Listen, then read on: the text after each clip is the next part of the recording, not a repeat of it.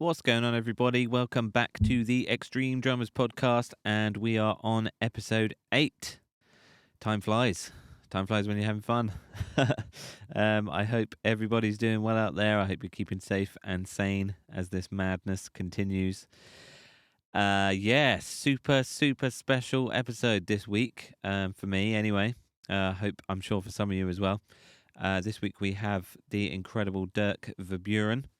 If you don't know who Dirk is, then I'm not sure what's wrong with you. You've probably been living on some kind of distant planet somewhere under about 5,000 tons of rocks. Because, Dirk is an absolute legend in the metal drumming world and just the metal scene in general. He currently plays for Megadeth, which obviously should give you an indication of his level of playing ability. But yeah, just the list of people that Dirk's played with in the past and kind of still currently plays with is amazing. A few that I can think of off the top of my head are Aborted, Cadaver. He did the last Cadaver stuff, the most recent Cadaver stuff. Soilwork, of course. The Devin Townsend Project. He's done a bunch of stuff with Devin Townsend. He has his own grind band called Bentsy, which is sick, which we talk about in this. He just did an album with Tony McAlpine, which we also talk about. I'm probably forgetting some really important stuff, but yeah, safe to say Dirk is a super busy, amazing drummer, and he was very kind enough to take the time out to speak to me. And yeah, on top of being an incredibly good drummer, he is just a super humble, lovely guy as well. So it was a really, really cool chat. We get into a lot of stuff. It's a long one. It's about 2.5 hours. So I hope everyone can stick it out to the end because there's some really cool gems. There's some wisdom in there from the man who is such a legend and has all the knowledge to share. A lot talking about how to prepare for gigs and how to set yourself up as a kind of a session drummer and working with different people and what you can learn from different people and obviously tour stories and all that kind of stuff as well. So it's just awesome. Obviously Dirk is one of my favorite drummers ever, pretty much, and definitely one of my biggest influences. So it was a real pleasure to spend this much time with him because we've met a few times in the past, but we've never really had the chance to nerd out. So this was a really, really good chance to nerd out and talk all things drums and drumming and all that kind of stuff. But also Zoom died on me again during this, which sucks. So that's the second time Zoom has crashed during a podcast interview, so that's fucking annoying. I tried my best to make it seamless, but this one was pretty savage. So so there's a bit of an awkward pause in there when that happens. I got rid of all the awkward little chit-chat stuff when we realised that it's crashed. But outside of that, it's all pretty smooth. But yeah, so screw you, Zoom. Obviously, no. It's great most of the time, but there's been 2 times now when it screwed me over. But anyway, so as always, you can keep in touch or up to date with the podcast on Instagram at Extreme Drummers Podcast, or my Instagram, which is at Dan Wilding Drum. Facebook is at Dan Wilding Drum, extremedrummerspodcast.com, or search on YouTube, Extreme Drummers Podcast. Merch is on its way, which is really cool and exciting. So keep posted everywhere for that. There'll be updates on that really, really soon. And otherwise, enjoy this chat. It's awesome. Dirk is awesome. And as always, information about him in the show notes, but hopefully you shouldn't need that because you should know exactly who he is. So sit back, relax, and enjoy. Dirk Verbeuren, Extreme Drummers Podcast, episode 8. Here we go.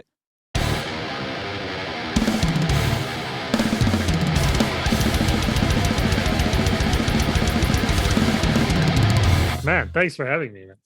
Oh man, it's honestly my pleasure. But we've met a handful of times and we've never really nerded out properly about anything. So I thought this could be this is going to be nerdland.com. Exactly. I'm ready. But so what's your days looking like these days? What's a daily routine for Dirk in COVID times? Well, that's the beautiful thing. There is none, but I try to play drums as much as I can, obviously. So, I have students. I have like several days in the week where I have some lessons, which is cool because, you learn from teaching. It's not just about, mm. I enjoy passing on and helping, people with whatever they're looking for. I try to like, it's very Mm, personalized with me. Like the first thing I usually ask a new student is, what are you looking for? And then I mm. really try to tailor it because you have different levels and different, life Yeah, of situations, course.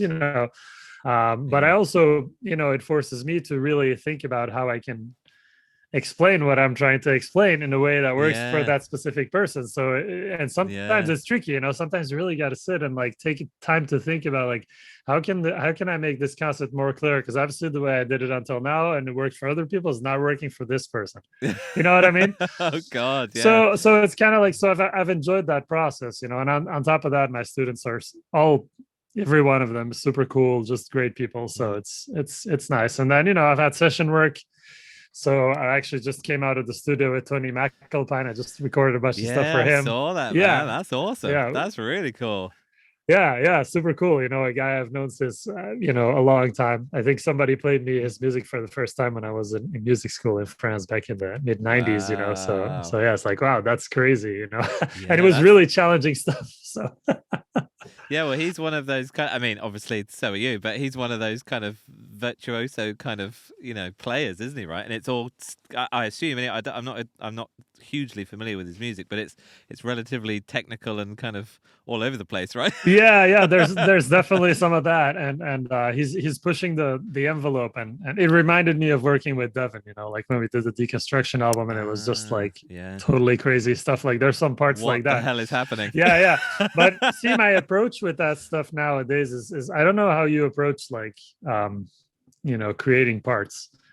Mm, You'll have to tell me, like, because for me, I've really tried to keep that more open now, where I'll go in and I'll practice the song structure and the transitions and all mm, that stuff, but I try to not define too much what exactly I'm going to do, so that when I'm in the studio, there's a sort of an a aspect flow of almost. spontaneity Mm, and whatever I'm mm, feeling that day, that's going to come out. And then also in this case, for example, Tony was giving me feedback on certain parts where he's like, this part let loose more. It's like, oh, you're giving mm. me the Subaru, give me the Mercedes, like I love that. yeah. That's great. I was going to say, I mean, is that because I really wanted to ask you about that, because and that's cool. We've come on to that so early, but has that changed then? Were you more rigid in the earlier days, and through kind of working with, because I mean you've worked with a lot of people now, I Yeah. guess, through working with so many people, has that kind of forced your hand into being a little bit more loose?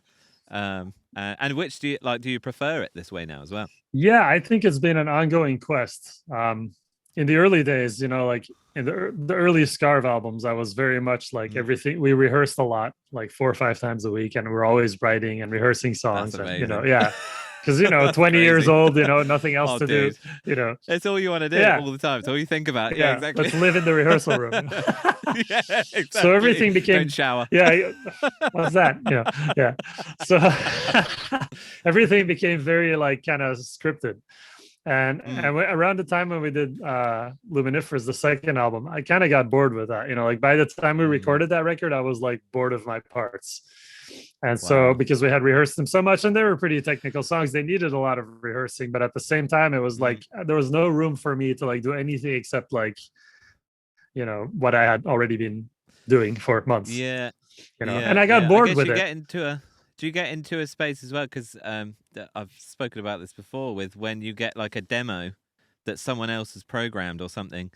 It's hard to shape your own thing around that, because that becomes so ingrained in you because you listen to that demo so many times or whatever, that it's like, oh, I can't imagine this riff with any other groove or with any other thing. I guess, Yeah, was it a similar kind of situation where you'd played it so much like that you couldn't think of any other way? it's kind of like that. Yeah. It starts to narrow down. And so now Mm, what I do, like for example, Tony gave me demos with programmed drums too. So the first thing I do is sit down with them, chart them out. Because I didn't, this mm, is my first time working with him. I'm just going to use him as an mm. example. So I just came out of the studio with Yeah, I him, was but gonna. It's perfect. It's yeah. perfect. And so, my first thing was write the parts down, get the song structures down, and then I'll go in and play them, but without the drums. Like he gave me a version with just the instrument, the other instruments, and click track, etc. And so that kind of forces me. I'm reading my chart, and I'm like I don't know if he's gonna want this part more or less like that. But anyway, there was always a free flow. So I always, and then there were parts where he was like, "No, do your thing here. This was just a rough idea." So and you learn to kind of. It's all about confidence in the end. I find. Yeah. You learn to trust yourself that you're going to come up with something eventually. And sometimes it takes a bit more time, but you just gotta, it's all about forgetting what you're doing, kind of just being in the moment, playing, and then just have fun with it. And if you're having fun and if you enjoy what you're doing, you'll get results. I mean, like we recorded 7 songs in like 2.5 days, basically. And a lot of, well, I mean, but that's usually how it is. Like when I do session stuff, it's usually like you don't have luxury of time. In and out. You could. I mean, we could have taken 5 days, I guess, because there wasn't really any deadline on it. But that's another thing. If I start doing too many takes, forget it. Oh really? Oh yeah. Okay. Do you like to just get it kind of smashed out as soon as humanly possible? Kind of. Yeah, because my enthusiasm, you start thinking about stuff too much after a while. Like if you're on take, 12, you're starting to think about like, oh, there's this little fill here, and then there's that little part there, and then and then you mess it up, and they're like, and then you start getting frustrated, or like kind of like, I've done this right 11 times, like what the hell? Yeah. So I try to just, yeah. Yeah, absolutely. And it's also that thing of like it's kind of like creating something too. You have to almost give yourself a time limit, otherwise it will never get done. Because there's always something you could do better, or there's always something you could change. And if you just if you've got, well, the last Carcass album is a great example. We had no time limit, and it's taken 8 years. So, so I think 8 years in the life of Carcass. Yeah, pretty much. Yeah. Well, it took about 6 years, but and then we had the pandemic. But yeah, so but I think I guess it's the same thing, isn't it? Even with a take, or with with anything creative, you need to kind of put yourself in a box almost to kind of not overthink it and not go crazy with it and all that kind of stuff.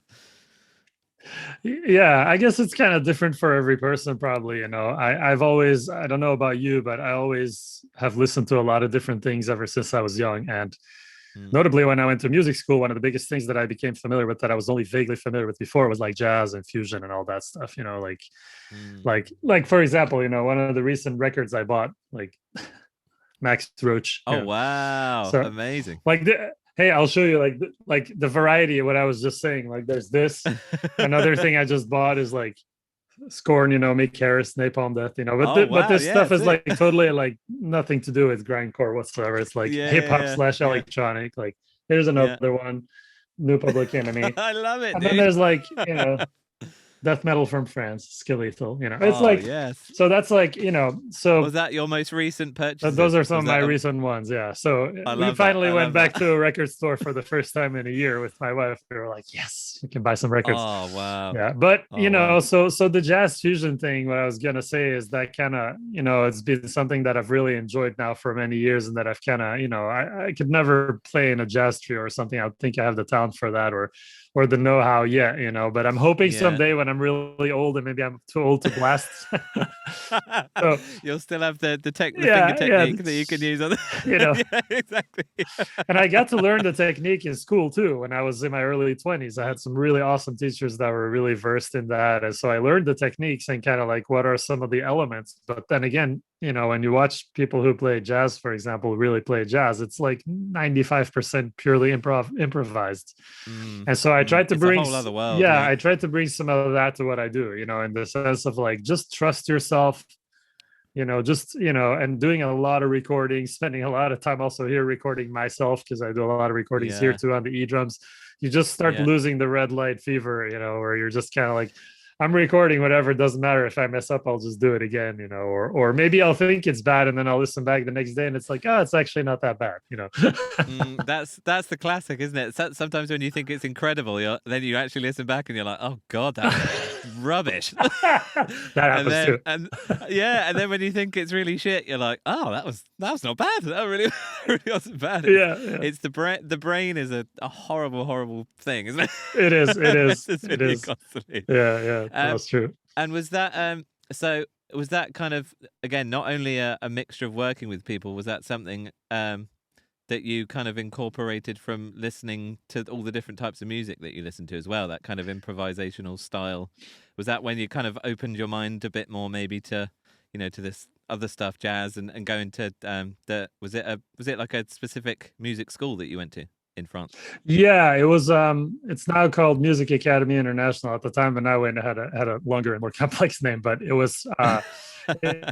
It's kind of like based on the MI kind of type of school. So I went there Okay. for Yeah. 18 months, and it's like, Okay. music and drum lessons all day long, all week long, and you get master classes. So people like, all kinds of people would come there. Bumblefoot, I saw him a bunch of times, way Wow. before he was in Guns, and like Dennis Chambers. I'm sure Tony played there a bunch of times. I mean, like all those guys would come every week. We'd have some amazing artist who would That's just blow our awesome. minds and make us want to quit our instruments. So, Yeah. but it's like, Yeah. but that's the thing. I think there was always that intrigue about like, how can these guys just come up? Like you'd see people like, I remember Dennis Chambers and Anthony Jackson, and I forget who was on guitar, another great player, and the three of them just showed up and they had nothing prepared, and they were basically like, what are we playing? And the guitar player had the real book, and he'll be like, let's do this one. Okay, 3 4, boom. And then they'd go and they'd play like the most God, absolutely incredible thing for 10 minutes, and you're just like, that's what's insane. going Yeah. on? Yeah.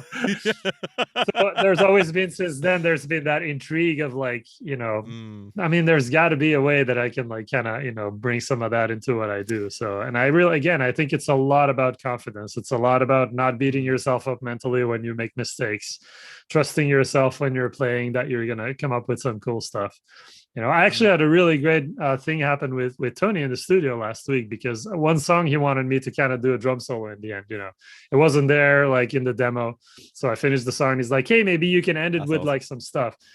And I'm not a drum solo guy at all. I love drum solos when they're good solos, but I've always felt like I suck. I don't know how to do it. I've tried, I'm not good at it. Yeah. Whatever. So he's like, just try. So I'm like, okay. And I did this thing, and I don't know what the hell I did. I did one take, and it was like, he's like, that was great. I was like, was that anything? And he's like, yeah, it sounds awesome. And I listened back, and I'm like, Was that anything? I love that. yeah, Was that yeah. even a thing? Like, I was literally just throwing my arms around on the kit and doing some with the feet, and like, just whatever. I wasn't even thinking. Yeah. And that's the key. Yeah. See, sometimes you just gotta let the expression come out.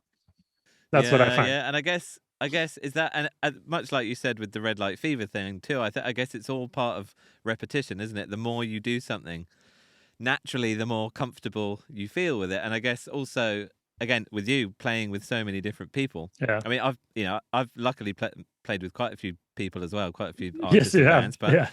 Yeah. Not quite at the level of you, but and it's I definitely notice, just especially now, like I don't even think about it, but I did a session for, I won't name names, but I did a session for a band, and I did some live shows with them, and they said to me after the show, like, oh, it was really nice because before the show, it didn't seem like you were nervous. Like all the other drummers we've ever had, we could like feel how nervous they were, and I was like, huh? Well, I was nervous, obviously, Yeah. because you're always nervous, but it's it's obviously just. Maybe it's a different kind of nervous when you've done it, Yeah. however many 100 times versus someone who maybe hasn't done it so many times. And it's the same with the studio. It's the same with writing music. It's the same with rehearsing. I guess it's even the same with playing a blast beat. If you've done it Yeah. Yeah. a million times, then it's going to be easier than someone who's only done it 10 times. So it's kind of. Yeah, absolutely. I agree, man. It's nice what you said about a different kind of nervous, because I think that's what it is. Because I think after a while you kind of feel like you've been in so many different situations, and you've made it out alive that you're kind of like, Yeah. what's the worst that could happen? I mean, I've fallen Yeah. I've fallen from the stage while I was playing. Oh my God. I've had the thing where I couldn't hear the band. Like I was playing with a band that I only did a few shows with, and I couldn't hear them at all because the sound was really bad. And I got lost in the song structure, and everyone turned around, and nobody knew where we were. I've had all that. That's the worst. Yeah. So it's like worst. once you've done that, you're kind of like, okay, it sucked, but I made it through. I'm still here. I'm still playing. So yeah. I And mean? it's again, it's all kind of learning, isn't it? Because the next time when you can't hear the band, okay, I need to double check or triple check that I can actually hear the things I need to hear. Exactly. And it's all those moments that, I guess it's those moments that create the confidence as well, right? Right. Because Right. you hopefully you learned from them. Yeah. That's what one would hope. Yeah. Yeah. I guess I like to think that me and you have, but you never know, especially when we get back to playing and touring again. God knows what's going to happen. We'll on see. stage. How are you feeling about the thought of playing again on stage? Because obviously you play, I assume, most days, or at least very regularly. Yeah. How are you feeling about playing live again? Have you got? Is it excitement? Is it anxiety? Is it kind of a lovely mixture of everything? It's a lovely mixture. Of course, there's excitement because it'll be fun, but I'm also thinking I'll probably be worn out after 3 songs, and the next 15 will suck. So it's like, so I'm just kind of like trying to prepare myself mentally, for when it actually comes back, and like I have to go rehearse a lot. Just be ready. Even though with Megadeth, it's like it's not necessarily the most like physically intense stuff that I've done, but at the same time we tend to play longer shows a lot of times, so it's over the length, as when you start reaching like we have played like close to 2 hours a few times, and like when you start passing the 1.5 hour mark, no matter what you're playing, you start to be like, God damn, this is hard. And I think it's not just even though it's not necessarily the fastest stuff, it's still very physical. Like obviously I've been lucky enough to come see you. It was the O2, I think, wasn't it? Right. Yeah. Scorpions. Yes. And you're not just fucking just tapping away. Like you've never been a tapper, obviously, but and you're doing all the kind of their arms are up and you're hitting as hard as you can, and it's super physical. But even though it's not necessarily the fastest stuff, right? But it's surely as well, it's a mental game because. Anybody after, as you say, I think 90 minutes is kind of the maximum that the brain is optimally working. Yeah. Especially on stage, because the longest we've done with Carcass is about 1 hour and 40, but even before even before 90 minutes, I was dead. Right. But right. I guess I don't know. I'm going to blame jet lag. It probably wasn't jet lag. I was just being lazy, probably. But I think there's a big mental part as well, isn't there? Kind of, and I'm sure. There's bits where you're like, oh, what is even the song, and how do I count in again? And just like it's stupid stuff. And I find like the longer the tour has been too, when you reach like the latter section of the tour, like the last couple of weeks or something, and your brain you start to think about like, oh, I'm gonna be home soon, I'm gonna be able to relax. That's when you start zoning out and being like, oh no, it's not that riff, it's this one. Thinking about your own bed and oh, I can have whatever I want for breakfast, and I can choose. That stuff, exactly. Yeah, but it's ridiculous stuff that you shouldn't be thinking about, but you do. You do. Somehow it happens, But then again, now I'm looking forward to it because I think it's going to be, everybody's going to be so stoked now, right? That's what we're all saying. Like people who are going to come to shows are going to be like extra excited to be able to be there. So that'll be cool. It's going to be. I think there's definitely going to be energy on both sides, and I guess for us, not just as musicians but as music fans, like I'm really excited to see live music. Not necessarily just play it, but to actually experience it again is going to be. Gosh, yeah. It's going to be crazy. I forget what it's like, It's like, oh man, like even when because I took my kids today to meet my mum, and just went to the park, and it's holidays here, and it was super busy, and I just had this kind of. Everyone was kind of distancing still and whatever, but I was having this kind of, low-level anxiety of like, oh, stay away from me. That's it, yeah. I was just thinking, I'm going to have to get over this before we get back to shows. Because it's going to be people everywhere. Yeah, you're going to be standing in a crowd feeling all weird. Like, but don't touch me. Yeah, don't touch me. Stay away from me. No, I think it's going to be, I think we'll quickly get back to what we were used to, though, because I think people are saying like, it's never going to be the same and stuff. And to some level, I can see that because, we don't know how this thing is going to develop and with the variants and the booster shots and the what. But at the same time, I think our natural tendency to do things like going to concerts together and enjoying that kind of environment together, I think that's going to take over really quick, personally. And I think I think everybody has kind of missed human contact. Kind of not necessarily contact, but just other people, other humans, just kind of interacting with other humans. And right, this is why these things are kind of, even though it's it's not the same as being in person, but just chatting to another human, even if it's on a screen, is just it's Yeah. it's so much better than texting or It is. anything like that. So It which is. is really nice. Yeah, the pandemic and the Spanish flu must have sucked a lot without Zoom, Yeah, that's true. Yeah, we complain a lot, but we're actually very lucky. We Aren't are. We are. Yeah. It's like when Jim Gaffigan says, I love when he has this thing where he talks about flying and stuff, and how people are complaining like, "Oh, there's not enough space, and what you don't have this drink and stuff." And it's like you're in a fucking plane flying through the sky at like It's true. however many miles an hour. Like, what are you bitching about? Yeah, probably going on holiday somewhere really nice as well. So, Exactly. Yeah. Just quit complaining. There's people that have it much worse. Yeah. Exactly. True. True. Absolutely. But yeah, I was really curious to ask you about this because as you said before, like for the past 15 years, I guess, it was 15, right? Roughly 15. Something like that. Yeah. You've kind of been, I assume, from the outside, it seems like you've just been kind of blinkers on, non-stop. Yeah. Was that like totally intentional? Were you kind of gearing yourself up to be as busy as you have been over the last 50, or has a lot of it kind of been chance? Well, I guess a lot of this is chance, isn't it? A lot of this kind of music business shit is all kind of luck, a bit of luck as well. But were you kind of maneuvering yourself in these ways to try and be as busy as you could? Was that always been intentional for you? Man, I wasn't.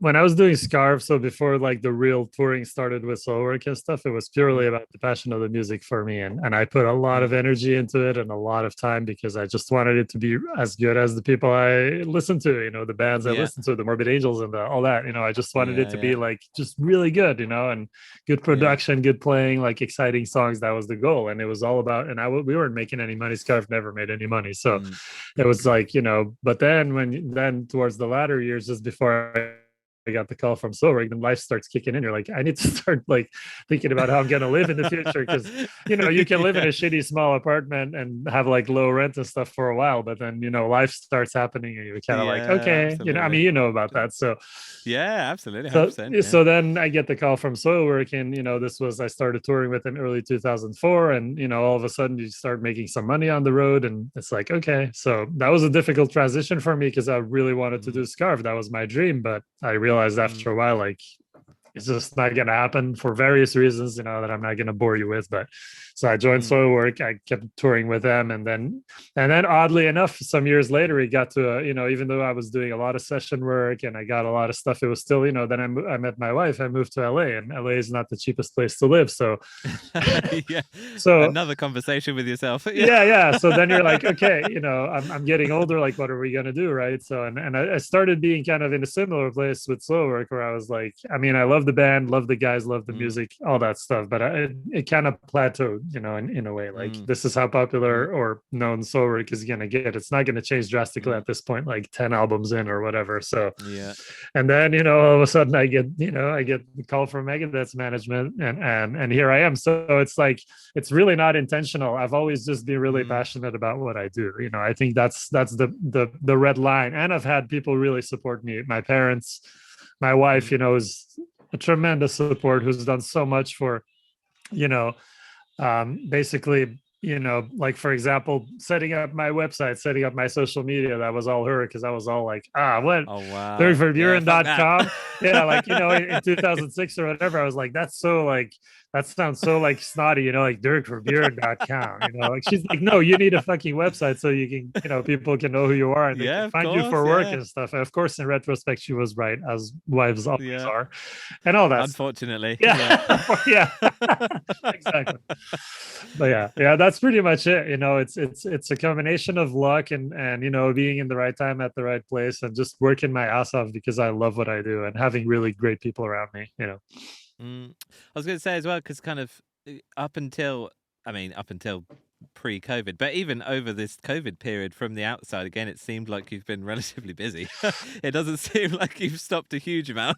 No, man, it was surprising because at first, of course, it was slow, the first couple of months. And then, things just started coming back. And then also a bunch of stuff I had done previously was all released at once. And so it probably, some of that stuff maybe looked a bit more. Yeah. It looked a bit more compounded than how it happened, which is always the case. But yeah, no, session work started coming back quite a bit. And I've been doing a lot of stuff for Ben C. I have so many Ben C things that are going to come out. It's insane. So they're just all waiting to kind of be rounded up. But I have it's grindcore, so of course the songs are usually not that long, but there's still a ridiculous amount of songs. So it's like, so it all works out in the end. It's kind of in ratio, it's about the same. Right. Yeah. That's I would say, because every riff happens like, once or maybe half a time. Than it normally would in a quote unquote normal song. Oh, that's cool then, man. And that's because I was going to say, what is it that drives you? But is it still the kind of that kind of raw kind of teenage, but not obviously not in a bad way, but like a kind of, because I have the same thing, but like a kind of it's almost like that teenage kind of passion of just I need to play music all the time. Is it that's still driving you to do everything that you're doing still? In a way, I think so. It's still getting excited about hearing bands too, and not just the old stuff. Of course, if I put on, Symphonies of Sickness or Scum or whatever, I'm still just as excited as, 20 years ago. That stuff never gets old to me. I don't know why. It's just the case. But also I think the underground scene the past years is just incredible. I've been super inspired by a lot of different, bands, and not just like, of course, the stuff I showed you is like that influences me in a different way too. But I find that a lot of the newer bands are doing incredible things. So bands like Dodecahedron, from Holland, who are now no longer and who are now a new band called Autark, but like their stuff is incredible. I mean, I could name a ton. Like, for example, I had this grindcore band from Nepal / New York called Chepang. They're fucking insane. Wow. There's so many. I could probably sit here and list bands for like an hour, but I think for a while, like the underground extreme scene was kind of like repeating itself, and I wasn't really into a lot of what was going on. Like, kind of like, it wasn't really my cup of tea. So I was listening more to old stuff or just different music. And then maybe 4 or 5 years ago, things started being like, oh my God, there's so much good stuff. People really pushing the envelope again and doing like, kind of new things, so that's really inspiring to me. Incredibly hard to do in especially, I mean, I don't want to say metal is limited, but I don't want to say there's rules either, but I don't know who makes them, but there seems to be like these weird kind of again, it's like this box, isn't it, that kind of everyone has to fit in, or you're not a metal band, right? And that can sometimes be quite tough to break out of, and it's I guess it's really nice to, as you say, that seems to be changing. And I wonder how much I'd like to get. I'm interested in your opinion as well. Like, I wonder how much that is because of the internet and maybe social media, and especially I'm not saying that I love things like Spotify and Apple Music, because obviously they're notoriously pretty terrible for us. But yeah, exactly. But having that much access to all that music immediately. I could have only dreamed of that as a kid when I was kind of, and I guess, having all of that available to you to influence your writing immediately, it must have an effect. And maybe those kinds of things are what we're seeing now is, kind of, the kind of these people that are having all this access to all this music that would have cost way too much money for us to be able to listen to that much music when we were teenagers or younger. And maybe it's the as much as I hate those things, the exposure to more music and even for us, to be able to find this new music and get hold of it so easily and all that kind of stuff. It's kind of an amazing age that we're living in for for all of that, not just Zoom calls. Right. Yeah, exactly. No, I think I agree, man. I think you're totally right about that. And I think it's also the fact that now it's easy to record music on your own, like True. I'm That's sure a whole other factor. Yeah. yeah, I'm sure you remember the days when you had to have like a boom box that you could record on in the rehearsal room, man. and then you'd go home and you could hear nothing. It's like, oh yeah, yeah, exactly. Like, okay, but you'd be like, sick. That's sick. Yeah, great. Yeah. So now it's like like with stuff like the e-drums and all the recording software. I mean, insane. It's insane. You can do a great production on your own if you spend the time, and of course you still got to have some gear and but even then it's a very different thing from having to go to a studio as a band, be rehearsed, and the only place you can go is like some studio and spend a lot of money in there, and then you don't know how that works, so then your first stuff comes out sounding like shit because yeah, anyway, yeah, right. Exactly. So even with the studio, right. So I think it's definitely the internet and all this availability has changed stuff, and I think a lot of people are doing their own thing. You see a lot of one man or two man projects or two woman projects, whatever, with people just kind of doing stuff even in different countries, working together on music. It's great. It's amazing. Well, I guess as well, like our kind of the way all of our bands work kind of wouldn't work either without for sure others, because I mean the way I don't know, because I'm intrigued as well by Megadeth. I've got a few Megadeth questions later on if you don't mind. Sure. Because Carcass is super old school, and it's like Bill and Jeff. I mean, they use computers for email and stuff, but they still use the boombox in their rehearsal room. Yeah, dude, I'm not even joking. Like on the last album, Bill, he's got a little what are they called? Those memo dictaphones, those with tapes in them. And he brought that into the studio, awesome. into the rehearsal room, and he played riffs on there to me, and he was like, "Yeah, so this was a riff," and it's just him playing in his living room, into this kind of dictaphone thing. That's amazing. And he had to buy these tapes from a special place in Holland or something. Like you can't get the tapes for it anymore. So yeah, so they're super old school, which is great. That. But it's so like everything was on me for the recording the demos. Like I had my MacBook and I brought like my interface and stuff. But but it's kind of even the little things we wouldn't be able to do without because our current guitar player lives in California as well. Right.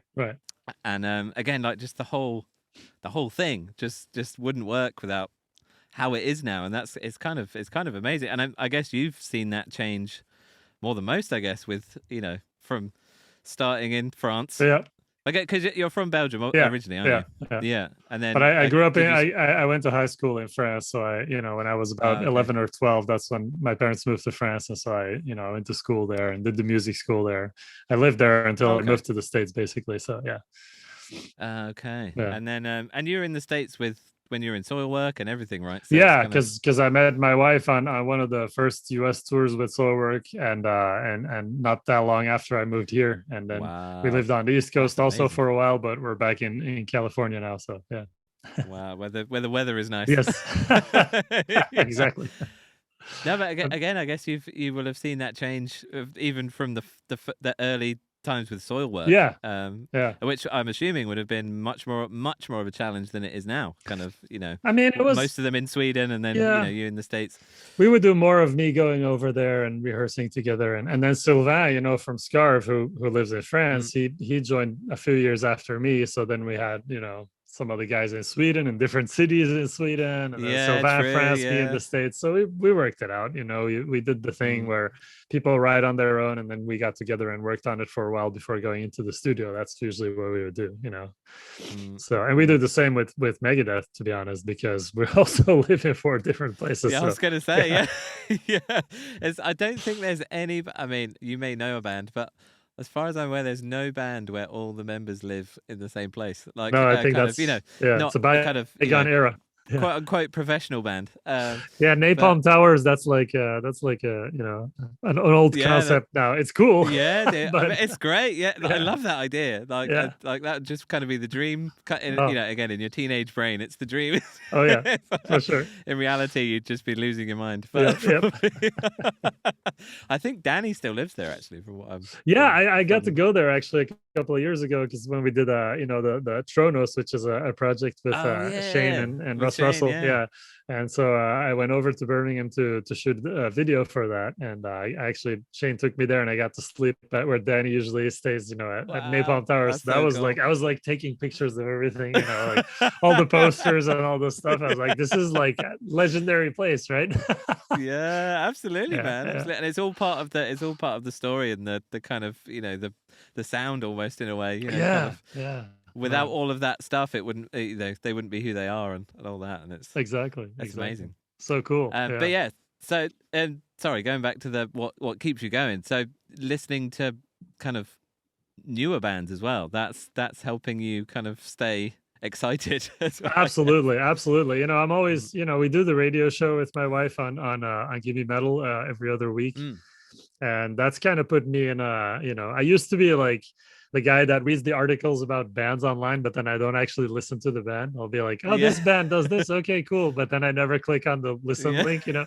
So yeah, now I've changed that habit. Now I like, oh, there's this new thing, okay, let me check it out. And if it's something yeah. good, boom, or something I like, I'll put it in the playlist for our upcoming show or whatever. And so it's really shown me that, man, there's actually a lot of cool stuff happening. And sure, not everything's my Mm. cup of tea or what, but Yeah, of there is course. a lot of stuff that I was like, oh man, what is this? Like Dodecahedron was a big catalyst for that, because their music is super challenging and original and just unique in a way that I was like, what is this? So a lot of my new Band C stuff is kind of inspired more or less indirectly by that, where my music is not Wow. at all what they do, but I took elements and ideas from that Mm. and tried to just transcribe it in my own shitty way, like because I'm not a guitar player, so I play guitar, but I'm not a guitar player, so I was Yeah. just kind of trying to Wow, put dude, notes together.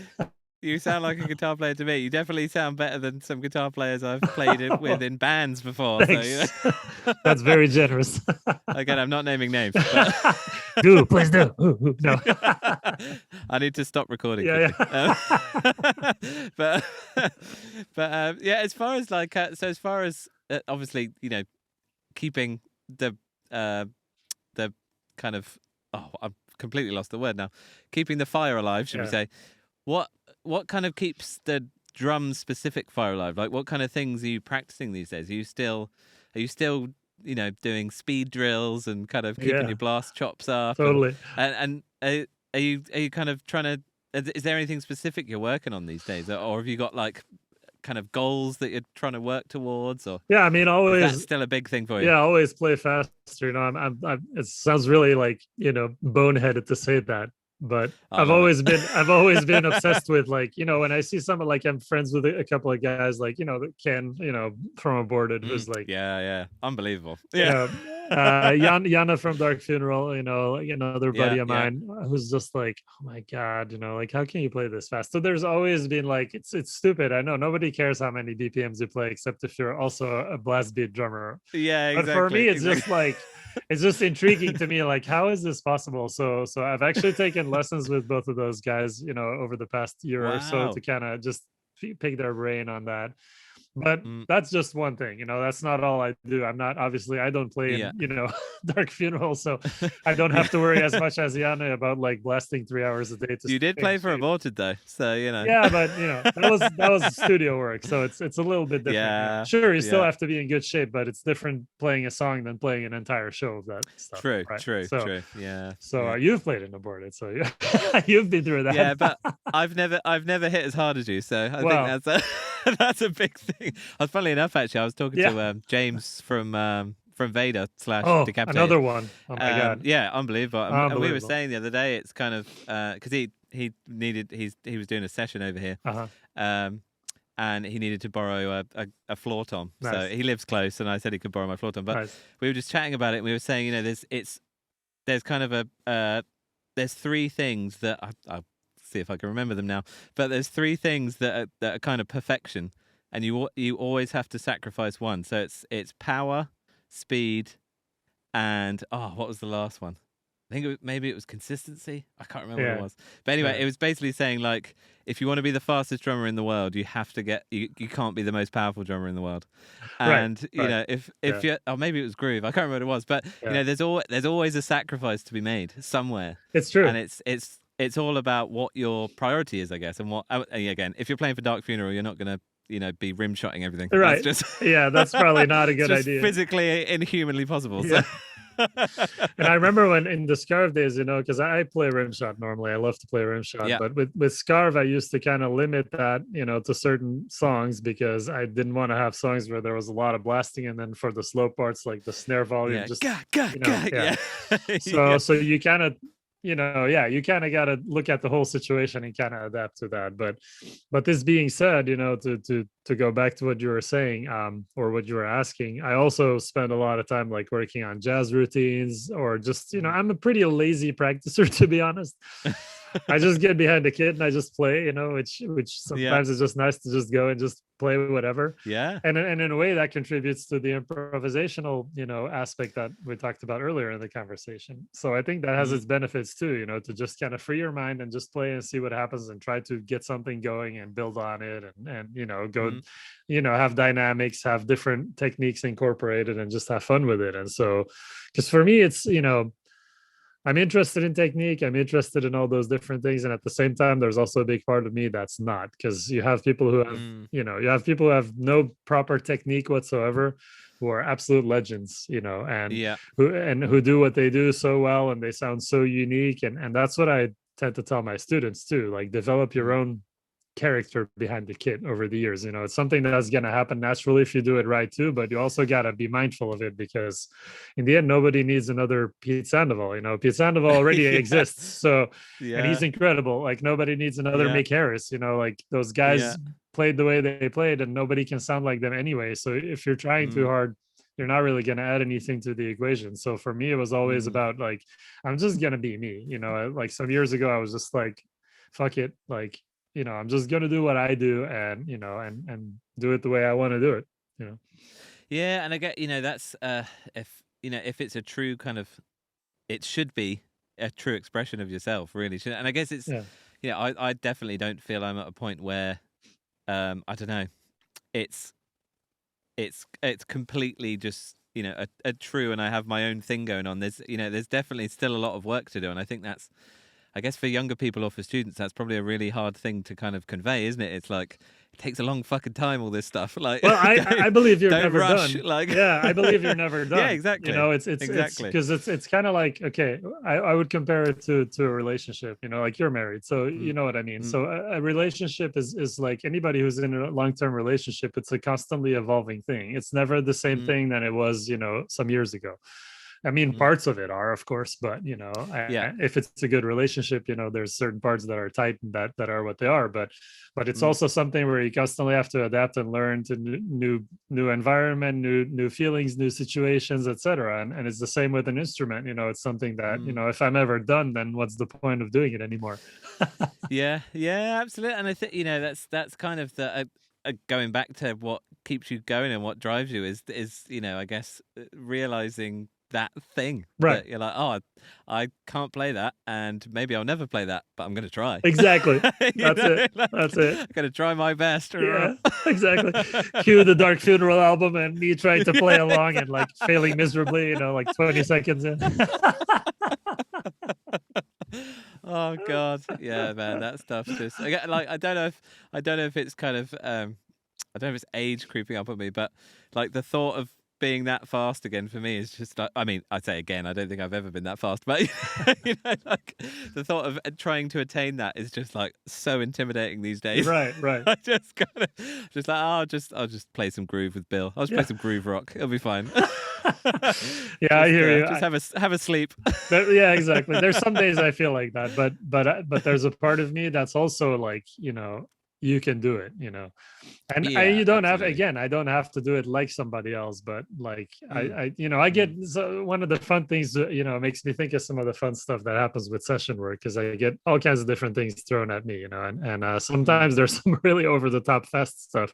Like the other day I was recording for this guy I'm doing some songs for, and he had a part of a blast, dude. It was like 400 BPM, like literally, like, it sounded like a snare roll, like a two-handed snare roll, So I was like, okay. Wow. So I tried doing the Dirk Blast, which you can go pretty fast, but like 400 Yeah. BPM, nope, that was too fast. So then I tried to do like, I'll do triplets over it, but it didn't really work with the riff because the riff wasn't triplets. So it kind of, it kind of sounded weird. So I'm like, okay, what am I going to do? So I was like, well, I've never done a gravity blast before, but I've messed with that thing. I was Yeah. kind of That silly, but technique or whatever it's yeah, called. yeah. Yeah. But then I was also like, well, I've never done it before, so maybe I should just spend like a half hour and try and see if I can get something decent out. So I did that. Yeah. Spent like a half hour like on my E drums, like trying to That's amazing. adjusting the sensitivity of the snare a little bit, and you're like, okay, oh, this could actually work. So I recorded a gravity blast for the first time on this song, That's so and sick, it sounds man. sick. Wow. It's like, just this fucking freight train rolling over you, Wow. That, So I was, guess, before then, maybe you wouldn't have had no, the kind of the reason to practice it that much. As you said, you've messed around with it, but you wouldn't have actually right. put the time in and been like, right, I'm gonna do a fucking gravity blast. Yeah, that's it, right? It was just purely out of kind of like necessity, and because that was the part that fit the best, and I didn't want to tell the guy, hey, I'm playing a slow beat over your blast beat because I couldn't Yeah. do it. Yeah. So there's Oh, a part of yeah. me that was like, Yeah, it's pride as well. Yeah. challenge accepted, Yeah. Yeah, absolutely. right? Which is, I think, I guess that's a big part of it too. Because Yeah. if you didn't have that challenge accepted thing, would you progress ever? You probably wouldn't, would you? It's kind Yeah, of, that's a big part of it. It's kind true. of being in competition with yourself. That's it. And I start to believe, over the years, I started to believe that I can do whatever I put my mind to. And I apply that not Mm, just to drums, I apply that to life, because I think that mm, there's a lot of stuff okay, I'll talk for myself. I'm not going to talk for anybody else. I used to like let a lot of stuff kind of do things to me in life, how I handle things mm, and stuff. And I would like feel sorry for myself and this and that. yeah.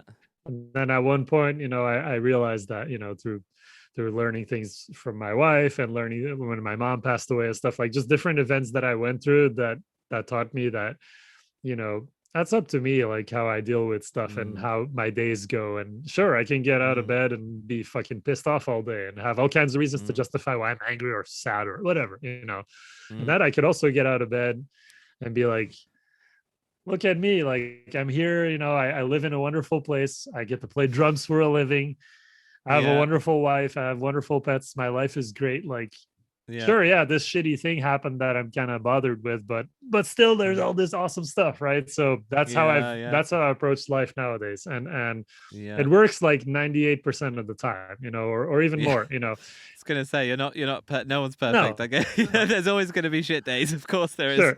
And that's okay, because I think Yeah, sometimes you absolutely. need to have the valleys to have the peaks. But Mm, I apply that to drums too, where it's like if I put my mind to this, I can figure out a way to make this stuff work. And you, as a result, you have a lot more fun. yeah. Like in the studio with Tony, the last week I could have had a really stressful time if I took it way too seriously, and if I beat myself up Yeah. over stuff that was hard for me, or thought he was like, okay, no, you can do this differently or better, and I could have been like, oh my god.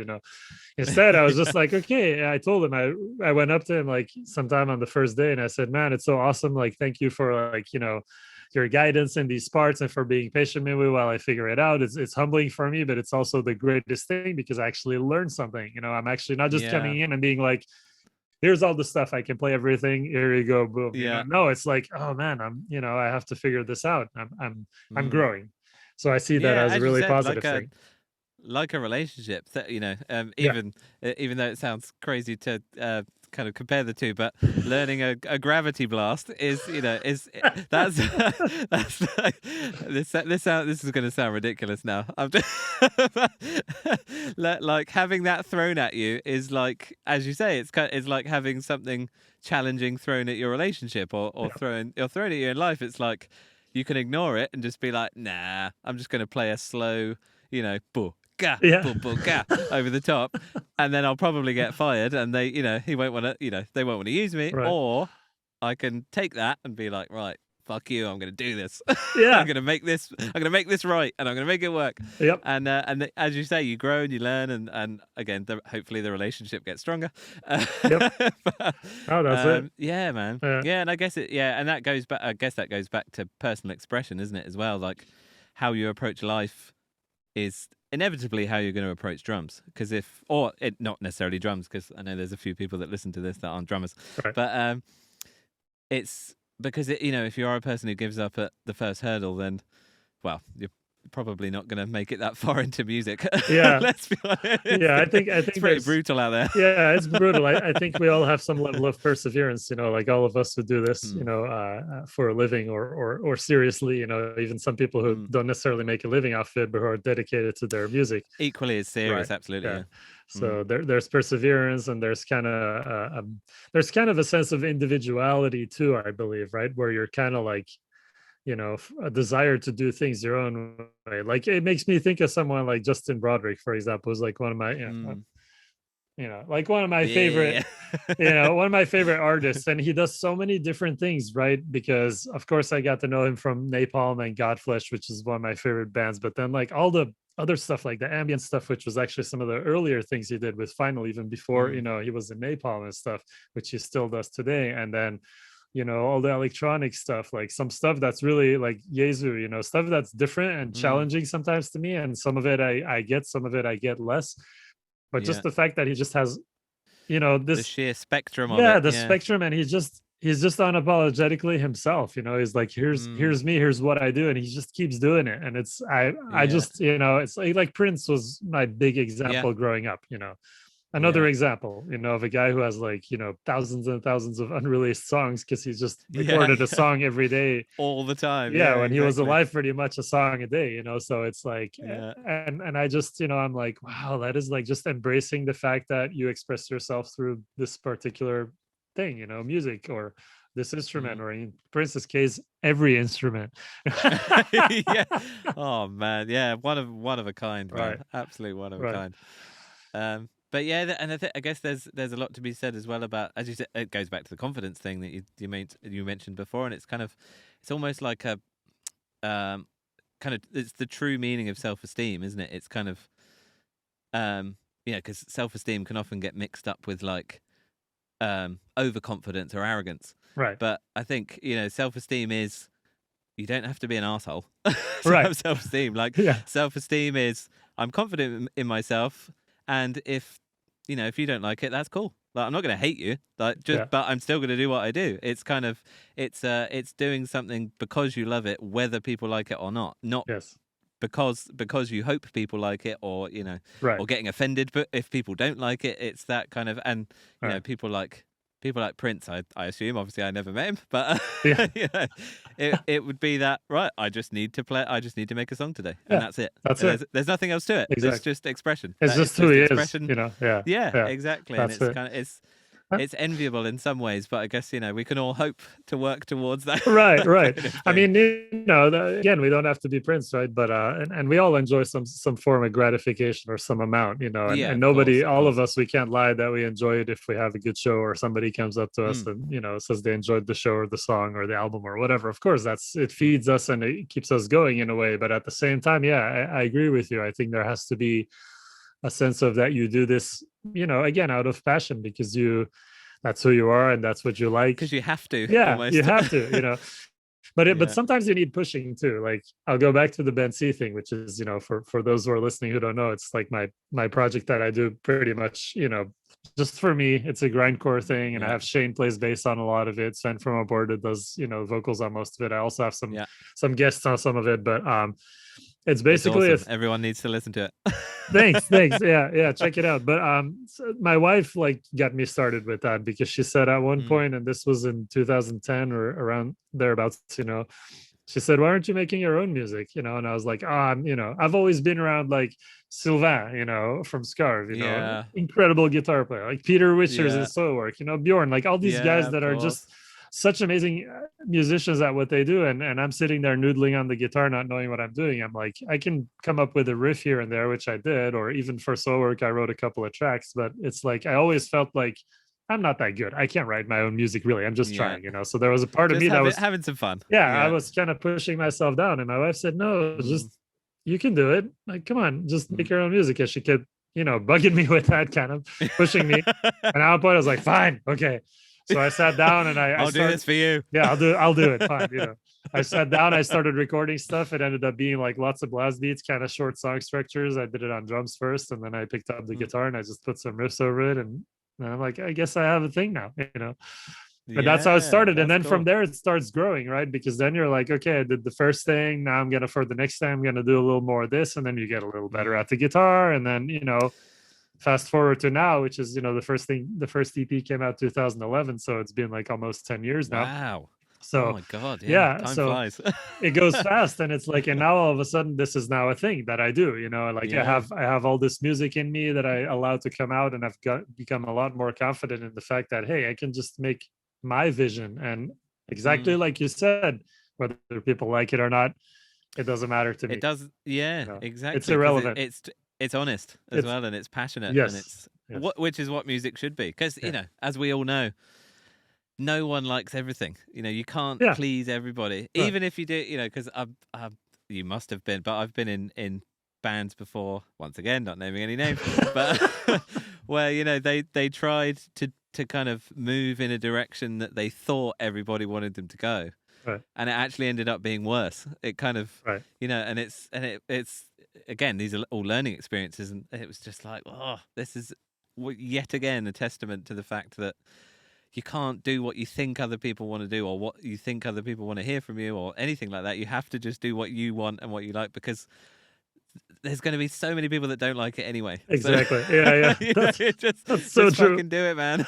Very wise words, man. I couldn't agree more. And I think we all go through this process of kind of accepting that, because I think you have certain dreams and certain ideas about how Yeah, things are when you're young, and then you realize that yeah. that's not exactly how it all works. Unfortunately, yeah, it's not that straightforward, is Oh.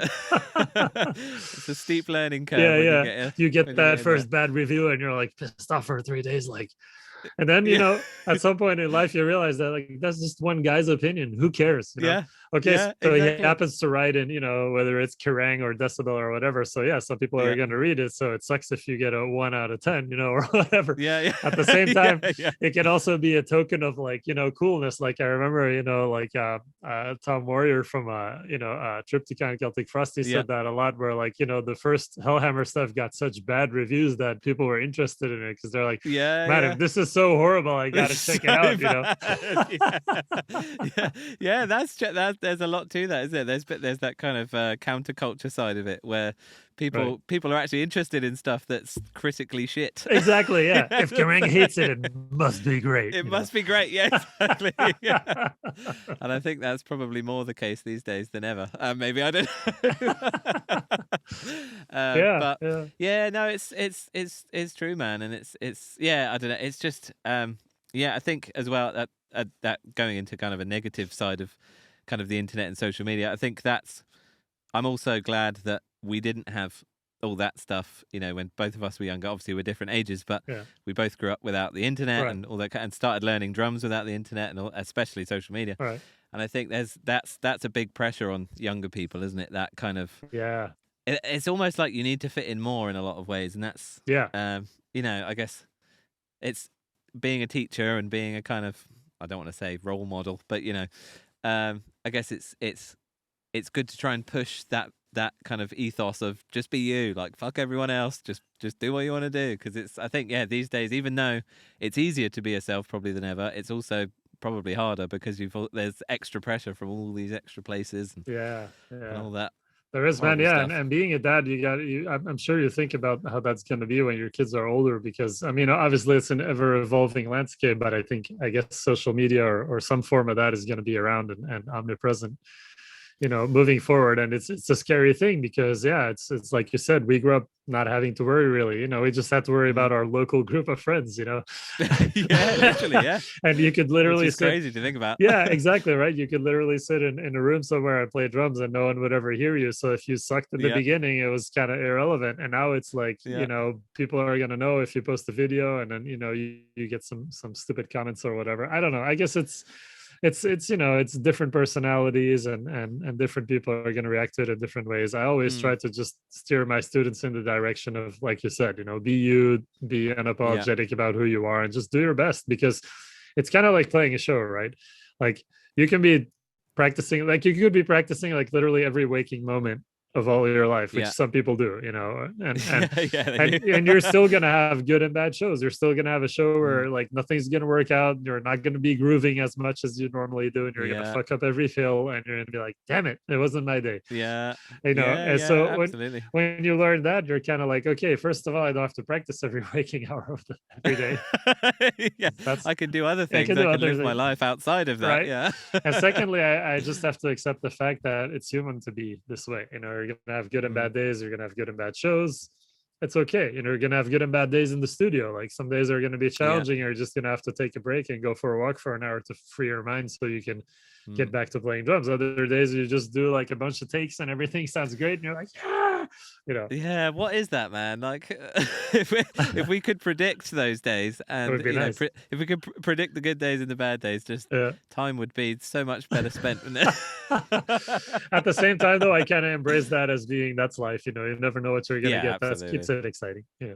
Yeah, and that's the kind of you wouldn't have the highs without the lows and Yeah. all that kind of stuff, and yeah, It's the old yin and yang, man. You know, and again, it yeah, brings you back to also how you look at stuff. You know, like glass half full, mm, glass half empty, whatever, black and white. Like they mm, all only exist because of each other. So, you know, and to me, that's kind of like, you know, it's almost a Buddhist principle of looking at yeah, life in a way, but it's very true mm, because, you know, whether you believe in any spiritual religion or not, I'm not a very spiritual person at all, even though I was brought up, you know, at the time in a Catholic way, because that's what my yeah, same, grandparents were. And yeah, so, yeah, you know, yeah, so you know what I'm talking about, but I don't practice religion or even really mm, spirituality, but I do try to be yeah, mindful about, you know, what's just really good for me and the people around me, you know, like what I mm. can do to make the experience pleasant, because hey, you know, we're only here for however long we're here, and Yeah, there's no time to why be waste. grumpy? Yeah, Yeah, yeah, you exactly. know, I Yeah, mean, why every stop now and being then an it's, asshole?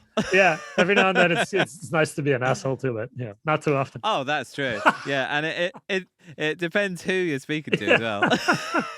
I get. Oh man, I keep saying I'm not going to name any names. Right, I'm going to move on because I'm going to get so many messages. Who are you talking about? Who are you talking about? But so That's funny. anyway, yeah. So sorry. So going back to the V drum kit, I'm really curious about this Yeah. because I've had Adrian Alanson on, Yes. Love who Adrian. obviously, oh man, he's just the loveliest He person is. and just such a legend. He Oh, is. He just is. yeah, across the board, just an Yes. incredible human and drummer. Yes. And Absolutely. Alan from the Black Dahlia Murder. Oh, nice. Yeah, he's great. Um, Yeah. yeah, Yeah. yeah, and such a hilarious guy. But both those guys and myself and yourself, we all use primarily electronic kits. Right. And I was wondering, is that again? Is it intentional? Like, do you have a way that you can play acoustic drums, or and also, sorry, do you see what are the positives that you see from an e-drum kit? Because obviously there are a lot. I think Yeah. originally when I first got my first electronic drum kit, I was like, I'm only doing this because the neighbors are complaining. But now after almost over a decade playing electronic kits, well over a decade, Yeah. it's kind of like, oh, actually, there's a lot of benefits to this that an acoustic kit doesn't have, and vice versa. So Right. I was really intrigued by your opinion on V drums and electronic kits, and Yeah. because you use them every day. So Yeah, I do. It really started out of necessity because when I first moved to LA in 2006, we lived in a little townhouse in West Hollywood in like a gated community. That's where my wife lived at the time, and it was very small. You know, things are really Mm, pricey here, so she didn't live in a big place, and there was just no way I could put a kid anywhere. There was yeah, just even no room, and the neighbors were right, joining yeah, walls, so it wouldn't have worked. So I got a secondhand kit just so I could practice and prepare for shows with Soilwork, some session work I had. And so at first I was kind of like you. I was like, not that great. That was like a yeah. TD10 with the old It'll do. sounds. Yeah. Yeah, it'll do exactly. But then then Frederick from Meshuggah put me in touch with, because he's one of the people who started Toontrack, this Swedish Yeah, company yeah. that does Easy Drummer, Superior Drummer, all that, Drum Kit from Hell, which a lot of people know. Mm, So he put me in touch with those guys to go to New York to record some MIDI for the Metal Foundry, which is an extension yeah. pack for one of those softwares. And that's when I realized, man, like when you use those sounds there's a lot you can do, so then I The got really power of them. serious. Yeah, I got really serious about it because of Tune Track, and of course the Roland stuff is great. I work with Roland too, and they make amazing electronic drums, but I do think that the added power of Tune Track software makes it that much more of an appeal. And so that's when I really started looking into, I did a bunch of MIDI packs for them on my own initiative, because I was like, okay, I can do this for extreme metal in a way where people can use it to make demos, like blast beats and stuff. So I did a whole bunch of that, which was a lot of work, but really I learned a lot from that. And then I really started using it for session work. And the first time I did it again was kind of out of necessity. And I was like, whoever contacted me at the time, I think it was my old friend Michael. We did the Anatomy of I album with Steve DeGiorgio on bass, and he's an old school friend of mine. And he said, can you record for me? And I was like, I can. At the time, now I have access to, me and my friend here have a studio or a room where we can record, so I can do acoustic drums whenever. Like when I was, with Tony last week, we did acoustic, of course, but my friend Michael at the time, I said, are you okay with e-drums? He's like, yeah, sure.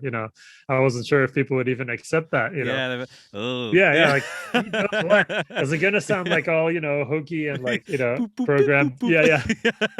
It worked out pretty good. I was still learning at the time, but it worked out okay. And then I started doing more and more session work, and I started realizing that most people were totally cool with me doing e-drums, and still are to this day, so, and of course I've gotten a lot better at doing it, at recording myself with it, at making the results sound lifelike.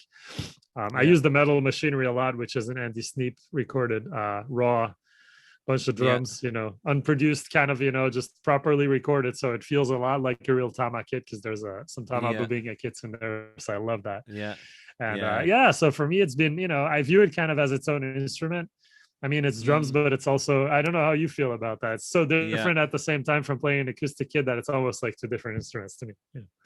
Yeah, absolutely. And even because I was talking about that with Adrian too, is that even from a kind of response level, like I find I have to adjust myself a little bit for both. Yeah. When I'm on the acoustic kit, it's not quite as responsive, so you have to dig in a little bit more. Hit a bit harder. And then the other way, if I go too hard on the electronic kit, it kind of feels a bit horrible and yes, kind of absolutely. And as you say, but again, there's so many positives, and I wonder, do you always write on your electronic kit? Is that where you do most of your kind of creative process? It really depends, if the recording or the process is gonna be acoustic, I usually just, now I have since actually about a year, I have my own room that I can go to with a kit, which is the first time in my life. At age 46, I finally have like an acoustic kit that I can just go play. And so I just go there and do it there, because I'm kind of like, if it's gonna not be on the E kit, I don't really like the transference like between one and the other, because again, they're really two different entities to me. So sometimes I do, out of necessity, I'll practice here just because it's quicker, or just because it works out that way, or whatever, or the studio is being used or whatever. But for most of the time I try to separate it, and it works like that for me. No, that makes total sense though, with the two different instruments. It's probably the same as a piano player with a grand piano and a keyboard. I assume it's kind of like, you do one of them because they got kind of crazy sounds, but then when you want the real thing, you just you go for it. Exactly. But, you're cycling through all the kits. Yeah. Oh, dude, Matt, when I first got Superior Drummer from Bill, obviously at 2-track, I mean, I probably spent like 2 weeks, just kind of every day just trying different things, and I'm making custom kits out, and it's so much fun. And then so much fun. But also, it's kind of, you have, me and Alan were saying this, that you have the best sounding kits that have ever been recorded. Maybe not ever, but you know what I mean. Some of the best sounding stuff that's on the market, which to play with is just insane. Like, you're like, oh, I've always wanted to try that ride cymbal. Right. Oh, I can just try it out. Exactly. See what it sounds. Yeah. See what it sounds like with the room mic. I can see what it sounds like with a close mic. I can see what it sounds like. So amazing. And that side of it is insane, because even in a a really good kind of rehearsal room or whatever, playing your acoustic kit, it's it's still kind of muffled Right. and it's kind of Right. it's not completely perfect. So Right. yeah, there is that huge positive, I guess, of the electronic kits and Yeah. and being able to just kind of walk in at any time of day and and play them. Yeah, It's that's quite nice. it. Or like when you're recording, one of the cool things I always tell people is like, if I need to change something in a song, you never have to worry about what you played before. You just go like, cut this part out, play it again. Yeah. Whatever symbol was Yeah. ringing before doesn't matter. Yeah, that's true. That is totally true. I didn't even think about that. But yeah, that's totally true. Yeah, Yeah. you can just slice it out. Yeah. Yeah, it's so easy, right? Just turn on the Yeah. computer, and 2 minutes later, you're like, your part is done. You're like, yes. Yeah, and you have some of the best sounding recorded drums that have, Yeah. as we've said. Yeah, Yeah. there's no million different cables and Right. microphones and all that. Yeah. All that rubbish But then stuff. again, as much as I love that stuff, and I would recommend to any drummer who's serious about what they do, if they can, to get some form of e-drums and recording software so they can do that at the same time. Like my friend here, Adair Dalfenbach, who I work with, is an incredible producer, Brazilian Is guy. he the guy that works with Achilles Priester as Yes, well? yeah, he's Yeah, just he's such great, a man. he's just so amazing, and like recording drums with a guy like that who really knows how to make drums sound the best they can. Yeah. Nothing replaces that. It's still Yeah. steps above, because this is still, in the end, you're still triggering sounds. Exactly. So Yeah. it's and I don't want to downplay that. It's been extremely helpful for me. I probably wouldn't be Mm. sitting here talking with you if I didn't have that tool to help me, stay afloat like the past 15 years, because I've done so much session work thanks to Roland and thanks to TuneTrack and that gear being around, but at the same time, like, I guess it's just my love for the acoustic drums and for just really being able to, like you said, you have to dig in harder, and there's so much more finesse in how your dynamics are going to work, and that playfulness you get from being able to mess with that and play with that, and it's just it's you can't replace that. Absolutely, yeah, and it's the immediate response of, hitting something that is a physical thing. Yes. Like, again, as good as an electronic kit is, it's still a mesh pad. Yeah. With some kind of metal and some kind of electronic workings inside. Like a insanely good brass snare or a wood snare. Like the minute you hit that, you're like, oh. That's it, right? That's it. That's it. It's just like it makes you giddy, Yeah, exactly. Yeah, we're still teenagers. We are, aren't we? But that's the beauty of it, right? We still exactly. we still enjoy the same stuff we did when we were teenagers. That's I can still remember sitting in my bedroom, at my parents' house when I was in high school and trying to focus on homework, but instead like listening to all the vinyls and tapes, mostly tapes that people would copy stuff for me and be like, oh my god, it's so fucking cool, like drumming along on the desk. Yeah. Oh, I wrote it down to remember. Actually, I had a really interesting story that I wanted to ask you about. Yeah.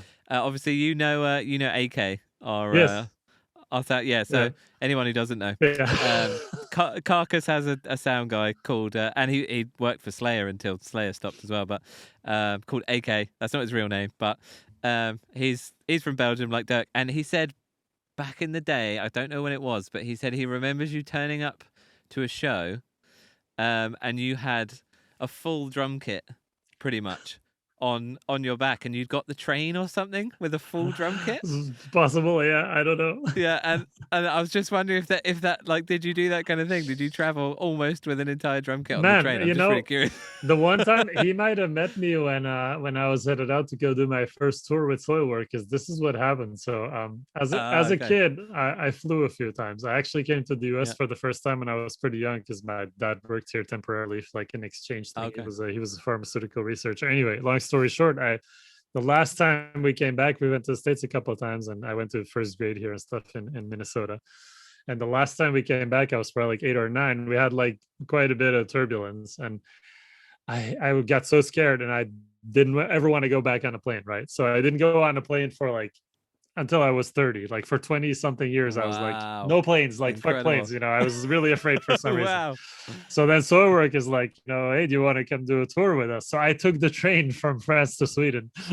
Oh my god! Which was like with tons of gear, like fucking, wow. It was like super long. It took me like a day and a half or something crazy, like. And then with all your gear, yeah. as well. So I think that's probably when AK must have bumped into me somewhere and been like, "What the fuck are you doing with your cymbals and your snare drum and your, where are you going? Where are you going?" And then, the funny thing after that is, so I did that first tour with Soilwork, which was the European tour, and I come back home, and like, it went great and stuff. And a month later, they're like, "Hey, so we have this tour in Japan and Australia. We'd love to have you do it." Oh, no. I'm like, okay. I don't think I can get the train there. So my first Oh my flight God. after 21 years was like to Japan, which is like fucking dude, from Europe. That's like one of the ones. yeah. Yeah, that's one of the big ones. Yeah. Oh, dude. I was so Oh my nervous. God. I remember sitting next to Peter, Peter Witchers at the time, who was Yeah. like really such a great guy, still a great friend of mine, and just took such great care of me when I was kind of like young and inexperienced. And he was like, Yeah. sitting next to him, and he was like, "So don't worry, the wings on a plane can bend like 45 degrees. It's made for," he was like totally trying his best to like, I was like, Yeah. Oh man, And that's now, really sweet. yeah, though. I still don't love flying, but I, of course, now it's like whatever. I was going to say, I mean, you must have had to just kind of Yeah, no choice. move past that somehow. And No choice. You can't do what we do, I guess. Yeah, it's what we do, right? And I know a lot of guys who are not fans, but it's just kind of like, especially living in the States, like here, taking a plane is like taking the train in Europe. So it's kind of like, let's go to Vegas. Okay, I'll take the plane for an hour. It's just what you do. So it's kind of like, but then again, if I never had to fly again in my life, I'd be happy, but whatever. Well, was that must have been another positive of the past year, I guess. Yeah, no, absolutely. I only flew like twice because I did go to Nashville for Megadeth a couple of times, but that was it. Okay. So yeah. no long flights. So that's probably the least amount of flying you've done in probably 15 years, right? Absolutely, which is nice. Yeah, so it's not for me. It's not so much the flying; it's airports, man. I absolutely fucking hate airports. Oh, There's really? Something about airports. Yeah, I think it's the fact that there's so many stressed, angry people in one place. And I can feel the stress, Right, and right. all the security people are stressed, Right. and all the So I'm not looking forward to that again. Right. But all that stuff. But so I've realised I've kept you for a long time already. I'm sure you've got lots of things to do. It's all good, man. I'm so much fun talking to you. So yeah. No problem. Oh man, it really is. No problem. And again, thank you so much. Again, obviously, I'm super interested in the Megadeth stuff. So, and you mentioned Megadeth. So, firstly, I'm assuming I read on the internet, obviously, that it came about through Chris Adler. Is that correct? Yeah. He was he was the first guy who reached out to me about it. Like, he was like, I knew he played in, I knew him from a tour a long time ago with Soilwork, and I knew he played in Megadeth too at the time. And he was unspecific about what he was reaching out about. He was just reaching out about my schedule. So I was like, okay, what is this? He had already asked me a time before to do something with Lamb of God when he couldn't do it, but then he ended up being able to do it. So I that didn't end up happening. But then the next thing that happened was I got a call from management, Megadeth's management, and who I didn't know at the time, but I was just on tour with Soilwork, and it's like, hey, I'm whatever from 5B management, Bob Johnson, I think it was, and he's like, hey, Dave Mustaine wants to talk to you. Can you make some time? And I'm like, can I make some time? Let me see. Yes. So I couldn't believe it, and then so a few days later, I'm on the phone with Dave, and that's kind of how it happened. Dave we didn't talk really long at all, but he just kind of asked me a few questions, and next thing I know, I'm rehearsing with the band, like, a few days after it was 10 days after the Soilwork tour. I'm rehearsing with the band and playing shows, so it went really quick. It was just kind of like, what's going on, right? Yeah. One of those. Did you have a specific audition, or was it kind of more just come rehearse with us and see how it goes? It wasn't even that. It was kind of like we had one rehearsal before the first show, which was a Rock on the Range festival in Columbus, which was the next day. So it was kind of like, it was like, I think they just, Dave doesn't, someone like Dave doesn't hire somebody without, he asks everybody around him, like, what about this guy? What about that guy? What do you think? And then he looked at some videos, and management looked at some videos, and they were probably like, okay, we think this guy should be able to pull this off, So I think that's kind of like the spirit in which a lot of these things happen. Like, I know Kiko also didn't do a proper audition when he joined the band. So, it was just kind of like, he's got the chops, like, let's, and then of course we still got to see how it happens. But then the first rehearsal, it was like, or the only rehearsal, it was like, after 2 songs, I was like, okay, cool. We didn't even play the whole set, for Christ's sakes. It was like Oh we man. only played like Oh 8 my songs, and then the god. show was like 14 or something. So I was like, okay. Dude. How long did you have from the phone call to the first rehearsal? It was If you can probably call it that. like, the phone call happened somewhere in the middle of a US tour that we were doing with Soilwork with Fear Factory. And so it Mhm. was probably some weeks of the tour left still. And Yeah. then I went home and straight went to like studying the songs for about 10 days, and then that was it. I had about 10 days. So off tour you had 10 Yeah. days to kind of Yeah. Which is wow. which is a long time, to be honest with you. Mm, I mean, you were I on guess you the knew some of the songs, right? I knew some of the songs. Already. Yeah, Yeah, or and probably a lot of the songs. Yeah. yeah, I didn't know some Yeah. of the more recent stuff that well, but I knew Mm, the older stuff, but pretty yeah. well. Not the drum Yeah. parts, but the songs, but Yeah, there's a couple which is that a I big part of it. yeah, yeah, but you were on the 70,000 tons, right? When I played there with Satyricon. Were you With on that? Satyricon. Yeah. Yeah, that's right. Yeah, Like yeah. for Yeah. I that think gig, that's where we first yeah, kind Oh of no, we'd met very briefly before, I think. But yeah, that's where we first yeah. properly spoke, I think. Yeah, I Yeah. think we Sorry. met at Yeah. Summer Breeze, and then yeah, That's we right, dude. I yeah, was trying yeah, to think because I remember yeah. meeting you in a car park, or maybe Exactly, yeah, not a like car park, but there was like tents and that. cars Yeah, around everywhere. exactly. Yeah, I yeah, remember yeah, very yeah. well. Yeah, yeah, Absolutely, yeah. yeah. You were Anyway, with, sorry. yeah. Yeah. So on that 70,000 tons cruise, like for those Satyricon gigs, I had like 48 hours, to like learn Oh their set, my which was way more god. complicated, So it was like, Oh jeez. And I guess you didn't know quite as many of the songs. I mean, I knew some of the older stuff too, but they played a Yeah. lot of new stuff which I didn't know really, and yeah, that Yeah. was brutal. So it went good in the end, but it was brutal. And so when I was like, oh, I have 10 days to learn Megadeth set, that's luxury, That's the thing. Yeah. Like when you Yeah. do True. session work, whether it's studio or live, usually the thing that there's not is time. Like it's just Mm, usually mm, non-existent. So one of the yeah. big things that I would tell anybody who wants to do this, is like you got to just learn to be ready to, when something gets thrown at you all of a sudden, to be ready to do it. Yeah. Yeah. Absolutely. And yeah, because I remember I had an interview a while back about. I know it wasn't an interview; it was a podcast.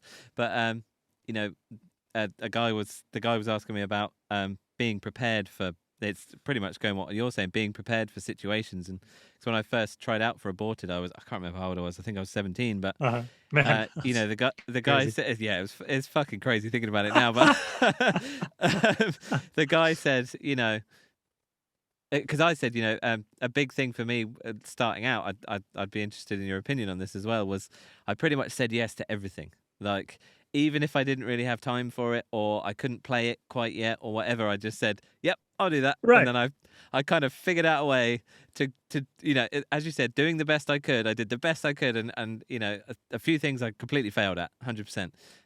But the things that I succeeded at were brilliant, and Aborted was one of those things. Right. And I definitely wouldn't be in Carcass now if it wasn't for Aborted. Right. So, Right. and it's kind of, he said, but you were in a position where you could say yes because you were prepared. Right. And I was like, I don't think I was. Like, I had to like really knuckle down for I can't remember how long I had before the Aborted audition, but I think it was 6 weeks or maybe Right. 2 months. So it's quite a long time. Right. But I definitely was not at a point where I could just fly in 2 days and get the gig. Like, absolutely not. I was like, fuck, okay, Right. I gotta do this, and I gotta do this hard. Right. And I think that goes back to what you said. I think it's kind of, you need to be prepared that you might not be ready for it, Right. but if you believe that you can do it, then you have to make yourself do it. So just say yes. Exactly. That's it. The only time, there's one time I said no, and it was Thomas Hockey from Meshuggah was like, hey, like he had these back problems, Yeah. and we toured with those guys with Scarve back in 2005, and we've always stayed in contact, kind of more or less, and good friends, and he was like, okay, so we have this tour and I'm not sure that I'm going to be able to do it, and it's like in 3 weeks or in 2 weeks or something crazy. My God. And I couldn't do it anyway because I had a Soilwork tour or shows or whatever, but I told him, like, I'm like, man, like with the stuff you guys are playing, because this was like Catch 33 and onward, I was like, 2 weeks, I just don't think I need more time, to learn these songs, because they're like not even, the patterns don't even repeat. Not only are they super complex patterns, but they're just like evolutionary just things. The thought of that is giving me anxiety. Yeah. So. But other than Oh my that, God. yeah, say yes to Yeah, everything. yeah. You know. I mean, I don't think anybody on this planet would blame you for that. So Give me 6 weeks, I'll do it. You know, give me like I was two gonna months. say, You know, I'll do it. yeah, exactly. That and Yeah. that's 8 hours a day every day Yeah, studying, maybe. exactly. Yeah, the complexity of that But stuff is just out of this world. You know, like I don't know yeah, how those and guys do it. I guess that's such I mean, with Thomas as well. I think it's such kind of that's just him, isn't it? It's such Yeah, kind of it's ingrained in him that I don't know the guy, but I assume it's kind of it's a part of him so much that he wouldn't have to sit down for 6 months and right. learn it. It just kind of that's part of his creative outlet, and it Yeah, just flows out of him, that kind of stuff, I which think is. so. Yeah, I think And I so. guess you've been in situations where you, I guess with countless people where you're having to learn um, that kind of thing. Yeah, Where I guess even with Megadeth to an extent, kind of you're playing a style that maybe isn't necessarily your the thing you play every single day. right. Do you have a process for learning, like a specific process for learning stuff? Material. Is like, do you always notate stuff, or are you a kind of listen over and over and over and over and over again until you got it kind of guy? Like, Yeah. what's the learning process I, for you normally? yeah, that's a great thing to talk about actually. I think, I usually write it down. I usually make a chart, except Mm, if I don't feel like I need it. Like, if it's so straightforward, which happens, that I can just kind of write the structure or whatever, be like, mm, chorus this many bars, whatever, then yeah, I yeah. don't necessarily write down the drums. Or if I'm not required to follow specific drums that much, then but usually Mm, if it's anything that's any level of complexity, or I'm required to kind of like you said with Megadeth, or like Satyricon was another example, and I have the time to do charts, it's also a time thing.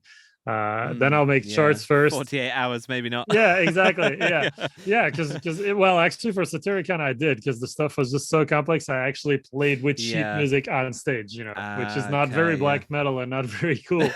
But I had to because there was just so much stuff, and the whole Yeah. time on that boat I had no social contact. I was just practicing songs, Mm, but yeah. but other times, like you talked about Adrian, I actually did a couple of gigs with at the Gates. Oh, of course, I forgot about that. Yeah, I And that saw was about like that. on even Yeah. shorter notice. I think I ended up having 24 hours to learn their short Fuck, set. man. That was a short set. That Yeah. was like, it wasn't like a headlining set. But and of course, who doesn't know, like, Blinded by Fear, Yeah. right? But Yeah, exactly. but then again, it was like I was like there. I made the decision to like, fuck it. I have no time for charts. Like I have to just, Yeah. you know, Mm, I think I muscle charted down. some of the newer songs. I think I charted out because they were a bit more, they needed it more. But for some of the older stuff like Blinded by Fear, I just put it on and just played along to it until I Yeah. knew it. So, Yeah. but that's the process, and I think through listening, of course, that helps a lot, and then really developing your ear for detail. That's another thing, right? Mm, So mm, really distinguishing what's actually happening, what's he playing, because everybody plays different. And whether yeah. it's like when you're trying to do Frost in Satyricon, who has a very proper style, or someone like Very Adrian, unique style. it's Yeah. hard. It's like, I mean, Mm, of course you never succeed at sounding exactly like them. Like Adrian is super hard to sound like, because he hits like a yeah. fucking monster Fucking at monster. super Yeah, high he really does. speeds, and he just Yeah. has a very unique sound, and so does Frost, and but you just Yeah. get as close to it as you can, and you try to at least see what's the spirit, like what am I trying to do. Yeah. Like you can't have too much like groove hi-hats in Satyricon. No, it's like, Yeah. it's Yeah. the Yeah. black metal old school, like hitting the hat like hard the whole time thing, which for Mm, me was like, I'm so not used to that, yeah. so my arm was like Yeah. falling off. Right? Like the Ramones. Yeah, exactly, Yeah, that kind exactly, of thing. that kind Yeah. of thing. Yeah. But then again, Yeah. those people are stoked, because when you do it right and they feel like, oh man, we got like something pretty close to what we're used to going on Mm, behind us, like then they can put on a good show. So mm, that's kind of like, as a session drummer, I think you got to be somewhat of a chameleon in some way, especially for live stuff, or like in the yeah. case of Megadeth, all I've done until this new album comes out is play other people's parts. So you Yeah. gotta, and you with Carcass, of course, before Yeah. you guys did Surgical Steel, is the same thing. So you got to Mm, really, I'm sure you did the same thing, where you're really listening to like, how did Ken approach this stuff, and how can I kind of do it absolutely. justice, right? Yeah. Yeah. Absolutely. And I guess it's kind of because I'm sure you've been in situations, because again I have too, where there are artists or bands that what is on the album is exactly what is played live. Right. And if you play the wrong tom, or hit the splash at the slightly wrong time. Then there's a look. Yeah, There's yeah. a look from the songwriter. And you're like, $100 off your okay. fee. Yeah. Yeah, exactly. And then there's other situations where it's kind of like, just do your version of that. Right. And if we've got an issue with if we've got an issue with it, then we'll tell you. Right. Luckily Carcass is the latter, Right. where they were kind of, because man, I fucking love Ken, but some of his stuff is like so untraditional, as you know. Right. It's like so not necessarily what a quote unquote drummer Right. would normally play. Right.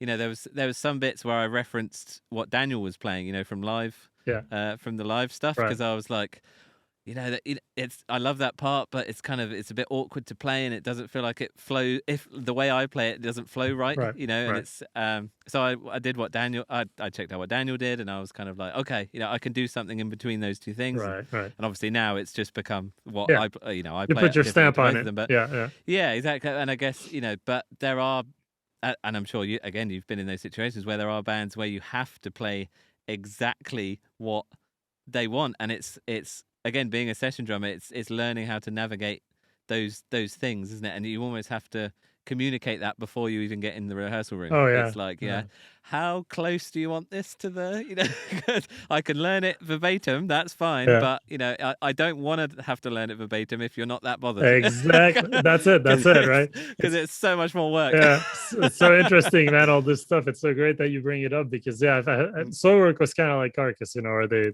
they said just be you, and we'll tell you if there's a part that we really want, like the way Henry did it, for example, but then with Megadeth, it's a lot more like, okay, these are anthemic songs. Like, you're not going to go and put blast beats in P cells or whatever. So, over time, and that's a whole other thing. You can understand why they. Of course, want that, I would want to hear that song. Like, and imagine that Gar Samuelson is there playing it. So I really go into like trying to really sound like, or at least do the parts justice as much as I can, while also being me, because I also want to be me. So it's kind of finding that fine line, But what you mentioned is funny about learning stuff that's not needed.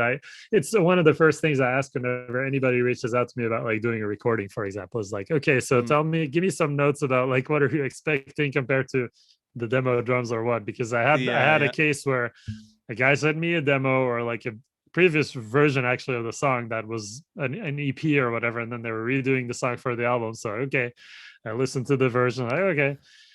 I record it and I send it to the guy, and he's like, "Oh no, but I want the drums to be totally different from from the demo." Oh my god! So I wrote it down, I learned it, I recorded it, worked on all the tracks, sent it to him, and he's like, so I said, "Okay, for the rest of this record, you're gonna give me really specific notes." Oh no! Like, this is one of those where it's like, oh my god, I just spent like 10 hours for nothing, And literally for nothing. Yeah, that's the last thing you want to do, right? So that was a big lesson learned at that time, where I was like, okay, from now on, I'm gonna make that very clear from the beginning. You got to tell me, because I'm not gonna like sit here and do something and then you tell me it's all bad. I can change parts, especially if I change stuff up and you're like, I don't really like that fill or that beat. Can you try something more like this? No problem. That's a different thing. But redoing a whole song is like, just ignore the drums. What? Yeah, exactly. ignore the original drums. Just do what you want. Oh my god, what have you just done to me? It all worked out though. He was very gracious about it, and moving forward, he was very helpful with, so everything went great, and I have nothing bad to say about that person who I won't name, but yeah. Well, there's a lot of that on this one, isn't there? There's a lot of that on this one. A lot of unnamed people. An unnamed naming, yeah. But no, and I think, and also what you said, I think is so important as well, and it's I don't feel like it's spoken about. Maybe it is, I don't know, maybe I'm listening to the wrong people, but that listening to the intricacies, as you said, like there's that thing about having like being able to listen to music with a what's the word, with like a mixing desk in your head. Yeah. So if you need to oh shit, what's the hi-hat doing? You can just focus just on the hi-hat, right, and be like, as you said, it's there's no accents at all. It is just or oh Jesus, that's some crazy 6-stroke roll, fucking crazy accent stuff going on there. Right. And being able to do that again, I guess, really separates. I don't want to say the men from the boys. That's harsh, but it separates. It separates people that are able to kind of maybe do stuff that's a little bit trickier or whatever, because you have that ability to get those independent sounds and figure out what they're all doing. And Right. it's I just believe it's really something you can learn, and I'll tell you why.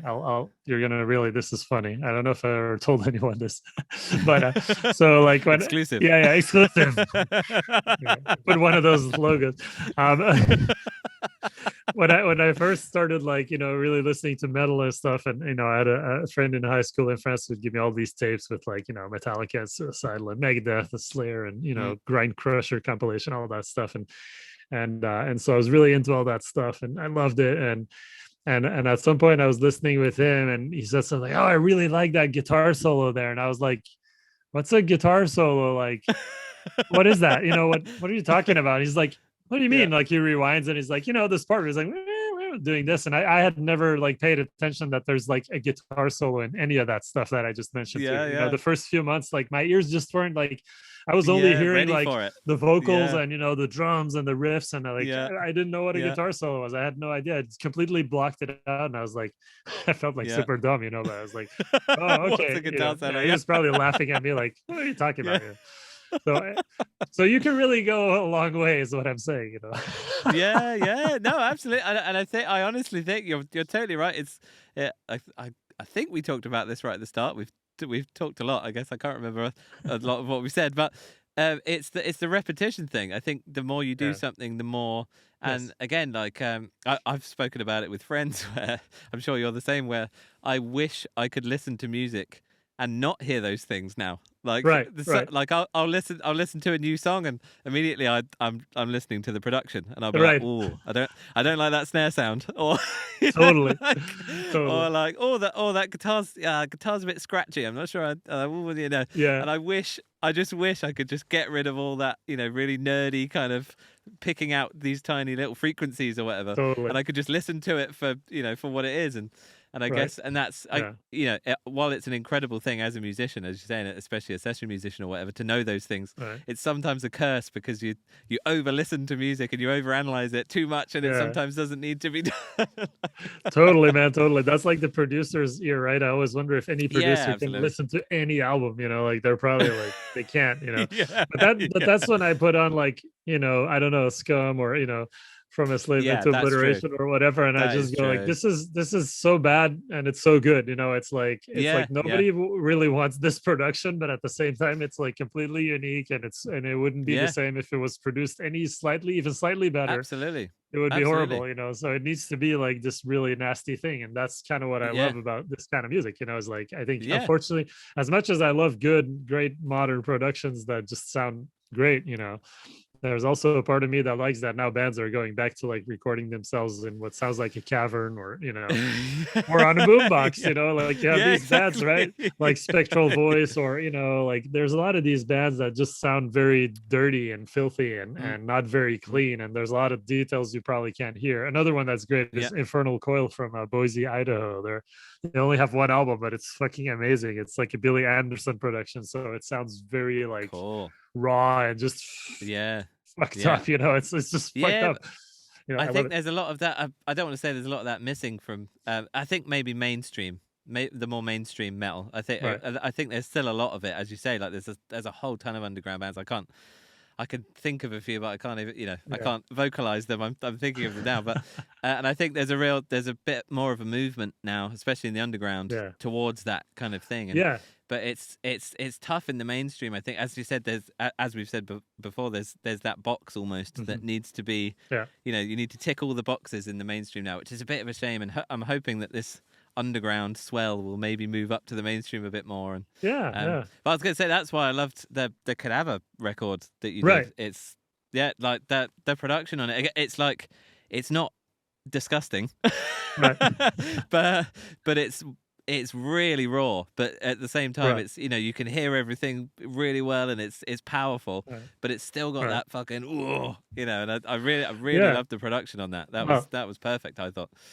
Thanks, man. Yeah, so that was it was interesting because the way we went into that was really, I really pushed for that myself. It was me and Anders and Altair produced it, right? And so I said, oh, cool. I said, let's let's record it together. Let's do the thing where, you play guitar, I play drums, we just play the songs, no click track. And they're like, no click track. I'm like, fuck the click track, let's just try it, Yes. And it was, especially at that year, it was kind of like, but how am I gonna, like, How am I gonna edit yeah, this? yeah. I'm like, you're not gonna edit it. I'm like, Yeah. it's very simple, like if there's mistakes in there, which if you listen to the drums, there's about a trillion mistakes on that record. Oh man. And Come he's on like, no, now. I'm serious though. But that's how we wanted it. I wanted it to sound like hallucinating anxiety. I wanted it to sound like really just raw and old school and brutal and just in your face. Yeah. And so, and it's which always, it does. It absolutely does. it's always fun when you can convince people to like, because now those both guys are like, oh, the next album we're definitely not doing any click tracks, because we still use like click on a couple of the songs,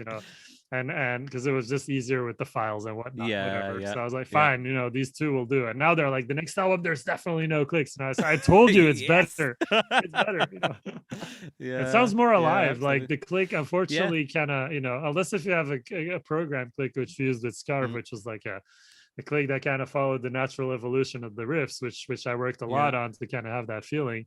But unless you have that, if you have a straight, like, here's the BPM of the song, my feeling about that is that in a lot of cases, unfortunately, it restricts you as a drummer to kind of let things take on the live that they want to take on naturally. This part maybe speeds up a bit, this part kind of pulls back. You can't do that when it's like beep, beep, beep, Yeah, and I think now you mentioned it, I didn't realize that it wasn't done to click, but I'm sure that adds to the whole sound overall. It really does. On top of, because it's stuff you were, to someone that wasn't drumming on it, obviously, it's not obvious because you're such a tight drummer that it's not obvious that there's no click. But there will be small increases here when you're getting into it more, or before you go into a heavier riff or whatever. Totally. There's naturally going to be movement, and that's stuff that the brain probably doesn't register. What's the word? Consciously, but unconsciously it will add to that kind of that life and that live feeling. I guess that's all part of it with the old stuff too. Right. That's exactly it, right? So it's if you put a click to it, you'd be like, wham, Dirk sucks, and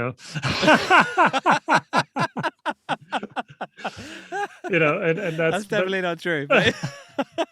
I mean, I know my tempo is what it is, but I just was like, fuck it, I'm just gonna play these songs and have fun, and let the energy speak. And so we would do takes and be like, oh, this take had really good energy, it sounded really fucking brutal, let's keep that, even if there were imperfections. And I think that's for me, that's what I wanted, so.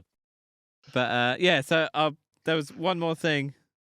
I think I've totally lost my train of thought trying to figure that out. Yeah, we were talking about the Cadaver album, so yeah. Oh yeah, so we're talking about the Cadaver. Yeah, obviously.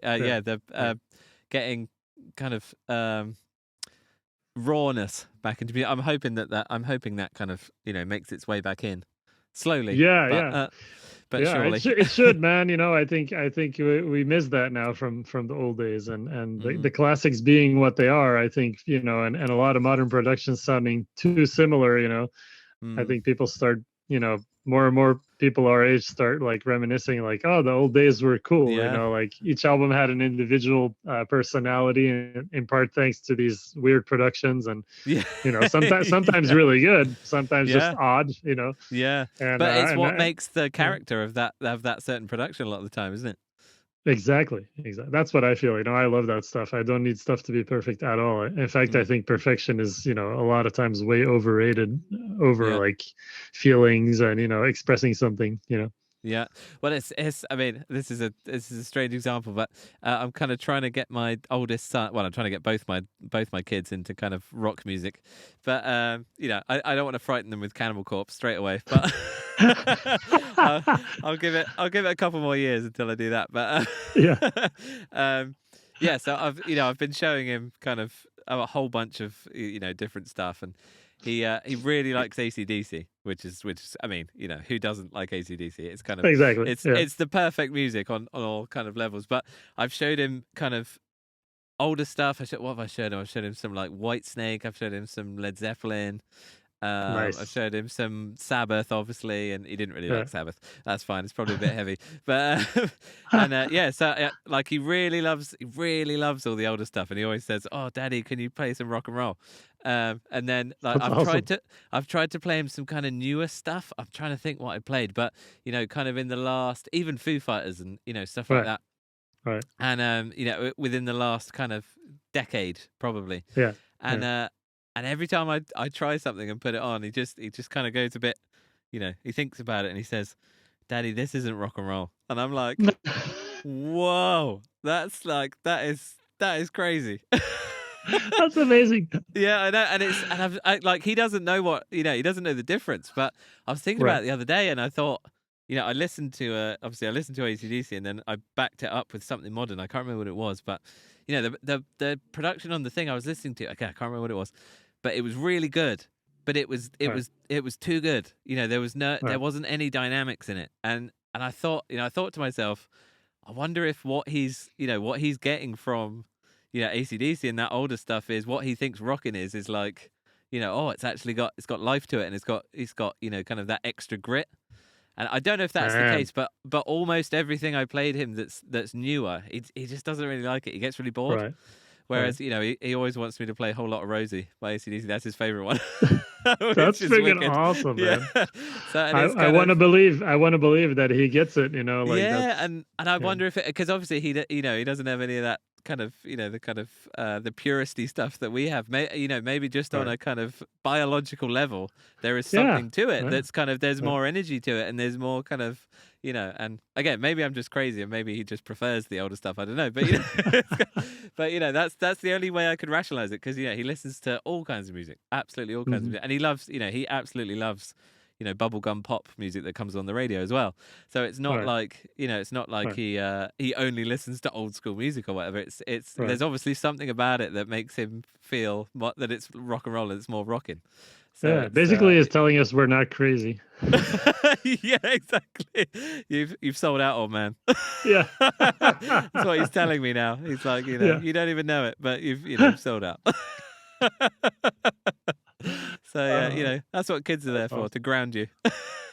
Yeah. I guess that's very true. Yeah. But yeah, again, just an interesting side note onto Yeah. all that Yeah. stuff. Yeah, again, it might be complete bullshit, but it's just interesting.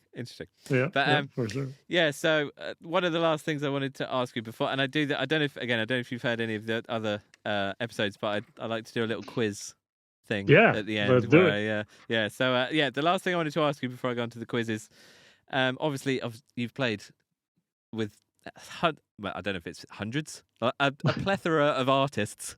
Yeah. I was going to say hundreds. That might be a bit too many. That I don't might know, be a but bit much. yeah, Yeah. yeah, a plethora of artists. But is there anything that being in Megadeth you've specifically learned that you hadn't learned from from previous ones? Because Megadeth it's such a a different beast, I guess, to a lot of the stuff you've worked with, just purely from a kind of the level of band it is, and the legend the legend that it is there anything that specifically Megadeth has taught you? It could be anything. It could be songwriting, or just from a how gigging or whatever. Like, is there anything you've learned that you didn't know already? Yeah, a lot of stuff, man. I mean, I think, I tend to overplay, and I've always had a big admiration for people like, obviously people like Nick Menza and stuff, but also like in modern day, I would say Mario Duplante from Gojira is a big Yeah, example for me of somebody who doesn't overplay, but who plays the right stuff at the right yeah, time. And then it's yeah. like every little Super thing he does tasty. is like super tasty. I always bring him up for that because he's really a reference for me in that regard. But that's one of the things that, it wasn't my first time with Megadeth having to really tone down how I play naturally, which is like trying to hit every drum at once at all times. But that was definitely, it solidified me being like, okay, I can do this. I can really focus on the groove and being the backbone, because in a lot of the Megadeth songs, that's really what I'm doing, is like you're the Yeah. backbone. And there's maybe a few moments, where you get to do something cool, but it's most of the time just really holding the fort together and finding joy in that, finding like Yeah. finding not being like, oh, I don't get to play blast beats or whatever. Yeah, there's no 6-stroke rolls in this. Yeah, what the hell, but also, on a more personal level, I think just finding your place alongside, people like Dave and David, who are, and even Kiko, who's Yeah. I saw Kiko with Angra way back, and he was Yeah. a hero to me, like in the 90s already. So the three of those guys are really like people that I look up to tremendously even today, and just kind of seeing how they operate and finding my place in there and playing my role in a way that's like, beneficial to the whole is like a great learning experience, because there's a lot on the line when, it's a different thing when it's your band and you go and do some shows and it's kind of like you put as much importance into it as you want, right? Like Scarve, or to some extent Soilwork was, there was a bit more pressure there, but it was still pretty much like, we're all just doing it because we want to do it, right? Yeah. And we make some money doing it, so it's cool. But with Megadeth, it's like, okay, there's a really big legacy.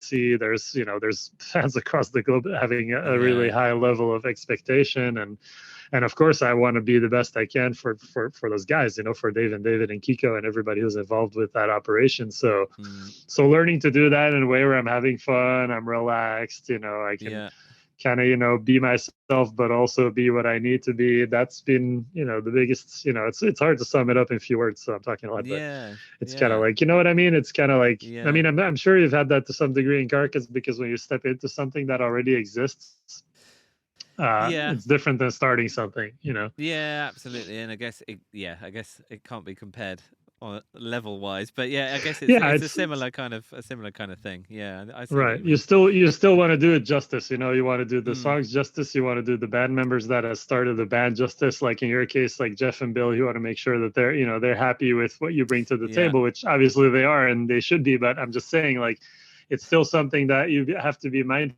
about, when you're doing it. And also like the people, everyone else, the fans, everybody involved, you want to, and to me, that's like, I've always taken that stuff to heart, not over dramatically or seriously, but just kind of being like, like at one point, at one point in the beginning of the first tour, that I did with Megadeth, something came up and I told Dave, I was like, when it comes to drums, you don't have to worry. I got you, and if there's something you need, you tell me.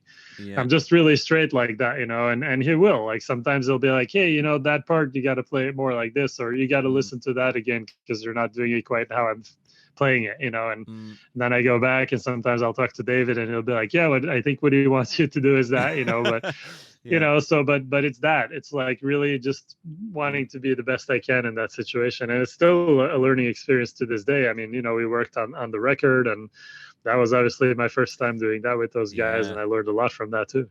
Oh god, man, it's a lot of fun. It's just so exciting, man. And it's one of those it's one of those things where, going back to being a teenager, none of us, I don't think, expected. We didn't get into this thinking that we'd be professionals.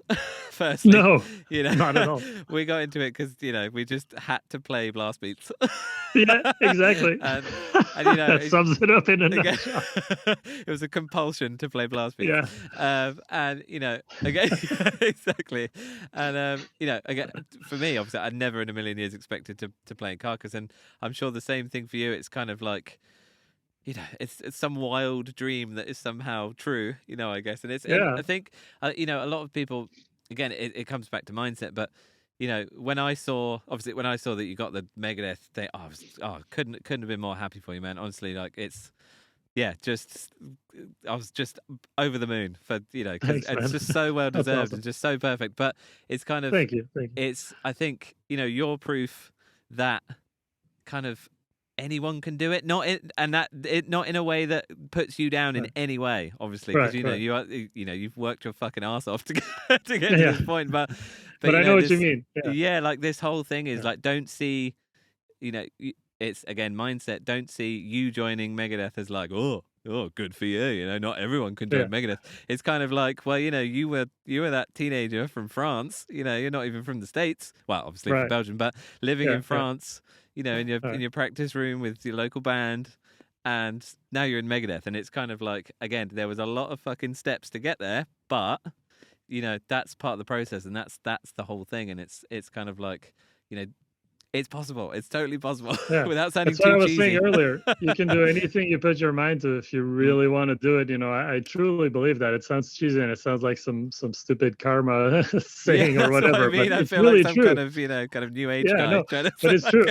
like, I'll tell you, like, so I saw, the third show I ever saw in my life was Clash of the Titans, which was Slayer, Megadeth, Testament, wow, Suicidal Tendencies at the Zenith in Paris in October in wow, 1990. I was in high school. Me and my buddy Lars, who I'm in touch with still, he's a Norwegian guy because I was in international school, so I had like friends yeah, from all over, and him and I went to that show, and of course we were blown away by every single band, including yeah, obviously Megadeth. And so last year in just before the pandemic, we did a European tour opening for Five Finger Death Punch, and we played yeah, at the Zenith in Paris on the same stage almost wow. 30 years later. Oh my And to God. me, that was like, I can't believe, like, I saw this band here when I was in school, and I had no clue about literally anything whatsoever. Yeah, yeah, yeah. I Let was like alone that in 30 oblivious years to you'd be life. there. Fucking Yeah, and hell, now I'm like man. here with one of these bands, and in the meantime I've also done a fill-in gig with Testament. So there's another band that was on that bill Oh that I've God, actually played wow. with, Yeah. which is like, Yeah, you know yeah, so for me, absolutely. I totally see it the way you said it. I'm like, if Yeah, I can do it, anyone can do it. Of course, you yeah. got to work hard. You got to be, Mm, you got to mm, dedicate yourself to it. You got to sacrifice. I've made a yeah, lot of sacrifices to be where I am, but if you really feel it, if you really love it, and you really, want to do it, you can. You just have to work yeah. for it. Absolutely. And like, oh man, that show must have just been some kind of, oh That was wow, that that's was insane. magical, man. Yeah, I was probably absolutely. smiling like this the whole time, like the whole show. Yeah, trying to look metal but just smiling. Yeah, yeah, exactly. Oh, but yeah, and it's like until pretty much until I joined Carcass, I had a lot of friends that were I say friends, kind of acquaintances that every time I'd see them on a kind of night out or kind of at a social thing, they'd be like, "Oh, you're still doing your drumming thing then?" Do you know what I mean? And like, and still you still you're still listening to metal then, and I'd Right, but right, right, kind of. Not I wouldn't be like fuck you, but kind of I'd be like yeah man, just be nice and kind of right, right, I'm still I'm working a part-time job and making a tiny right, bit of money and blah blah, and then obviously right. now they're all just like, "What's it like, man? What's it like on tour? Like, how does it all work?" And I'm like, "Fuck you." Yeah, yeah, exactly.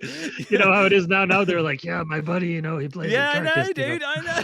I know. I'm just like, but it's again, and that's that's the thing. Like, you have to just because I'm sure there's tons of people that take that to heart when their friends are like, "Oh, you're still doing your shitty little band or whatever," and Yeah, you yeah. have to have that blind confidence of just like, yeah, I am still doing my shitty little band and I love it.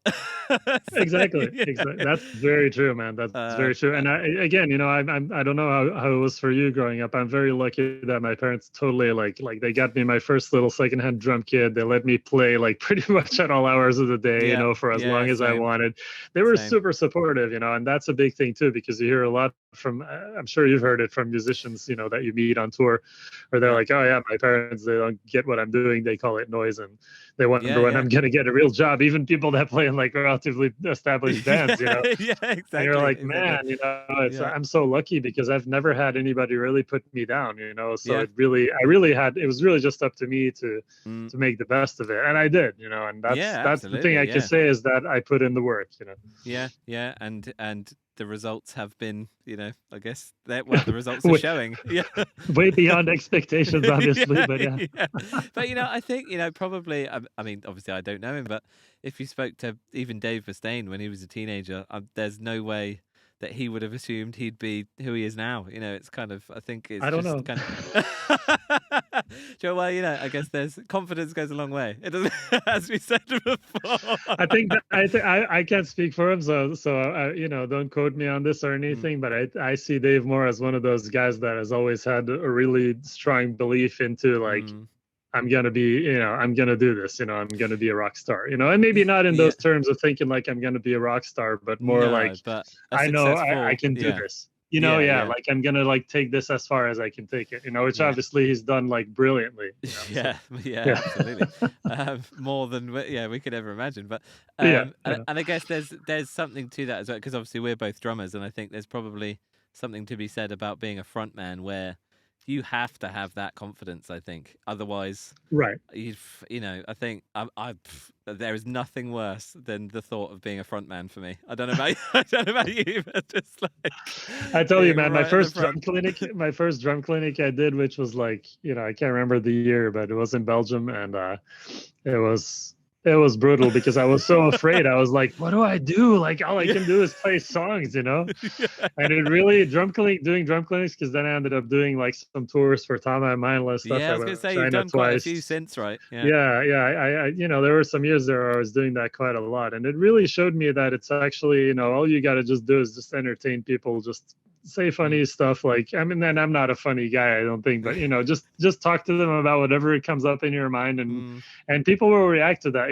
So it's Yeah. if you're just your honest self and you're just sincere, it's actually okay. And so it became a Yeah. lot less stressful for me to do clinics, but it's still a little bit like, it's still not my nature, like you said, to Yeah. be a front man and to be Being like, in the I'm center of gonna attention. entertain the Yeah. the Yeah. room. Like, no. Yeah. But again, I think to be a great frontman, you have to have that confidence, don't you? Like, I'm the shit. Yeah, kind of. Otherwise, I mean, you're those just are the crumbling cool in ones, front of the right? Like, microphone. exactly. The Dave Mustaines and the Axl Roses of this world and the Yeah, Princes are absolutely, just dude. people who just brim with confidence and Yeah, just like, yeah. I'm gonna show you how the shit's done, Yeah, exactly. motherfucker. Yeah, exactly. I don't give a fuck what you think. Yeah, exactly. Yeah, that's Yeah, right. so I guess Dave Mustaine's maybe not the best example of not Yeah. believing, not believing in yourself, but Yeah. I can I think don't of think another. he is. I can think of more. But anyway, we'll move on from that. Yeah. But yeah. So no, that's cool, man. That's again, yeah. It's just amazing, man. It's really amazing. Follow your dreams, people. Follow your dreams. That's it. That's it. And give them your all. Really Yeah. throw yourself at them if you can. Yeah, that's the thing. Everyone always says, "Oh, what's your plan B?" And I've never ever had a plan B ever. Dude. That's great you bring that up, because me neither. I have no idea. Like, this is all Mm. I know how to do. Yeah, yeah, So, yeah. I'm worthless at everything else. Oh, dude, I know. Like, oh man, like I'm making confessions now, but like even because I can't even do like DIY stuff at all. Like I'm just Right. terrible around the house, and I can't remember what it was, but I'm pretty recently. bad too. Yes, I good. try, but Oh, dude, I try. I try, yeah.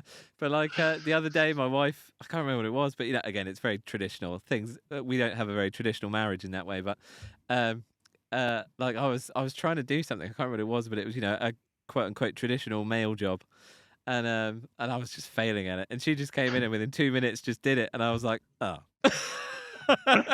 Just emasculating me, thanks, babe. But so I think funny. and it's but I don't have a problem, because all I really care about is drumming and music, and I've managed to get where I am. So that's that it Right. doesn't bother me. And again, we don't have a traditional marriage. Like especially this last year, I've been pretty much a full-time dad, and she's been a full-time kind of worker, and that's kind of not very, quote unquote traditional. And I have absolutely no problem with that, and it's. That's I guess, awesome, man. I love it, actually. I think it's good to see that these things are more and more, around. And I think the time of traditionalism, in my mind, it's kind of like that's the yeah, past, when absolutely. people were afraid and when people were Yeah. trying to be empowered by telling other people how to live, and that Yeah, time is absolutely. done for me. I Yeah. don't think that at all. Like, my wife goes to CrossFit 4 or 5 times a week, and she can Mm. kick my ass any day, Yeah, yeah. and it's like And that's awesome. she's still my wife, and Yeah. she's still a girl and I'm still a guy. But it's like, I Yeah. think it's super cool that she's like, mega Yeah. strong and like fucking, Mm. Yeah. Yeah. Yeah, absolutely. I don't need to be the guy with the big muscles. I mean, she'd Yeah, probably dude. like it if I had bigger Yeah. muscles, but yeah. Yeah. I think my wife would probably like it if I could, put up some more picture frames or something too, but it's never gonna happen. You're like, Sorry. ouch! Like, Yeah, exactly. Dan, I let me can't play take drums care of now. this. Yeah. Exactly. Stop thinking about drums. Yeah. So That's anyway. fucking funny. Yeah. So anyway. Yes. So I'm going to move on to this. It's not like I'm not going to test your knowledge on anything. Don't worry. But Please don't. It's I like to do it. It's like a personality thing. So I do it. It's an either or. So I say two things, Okay. and you tell me which one you prefer of the two.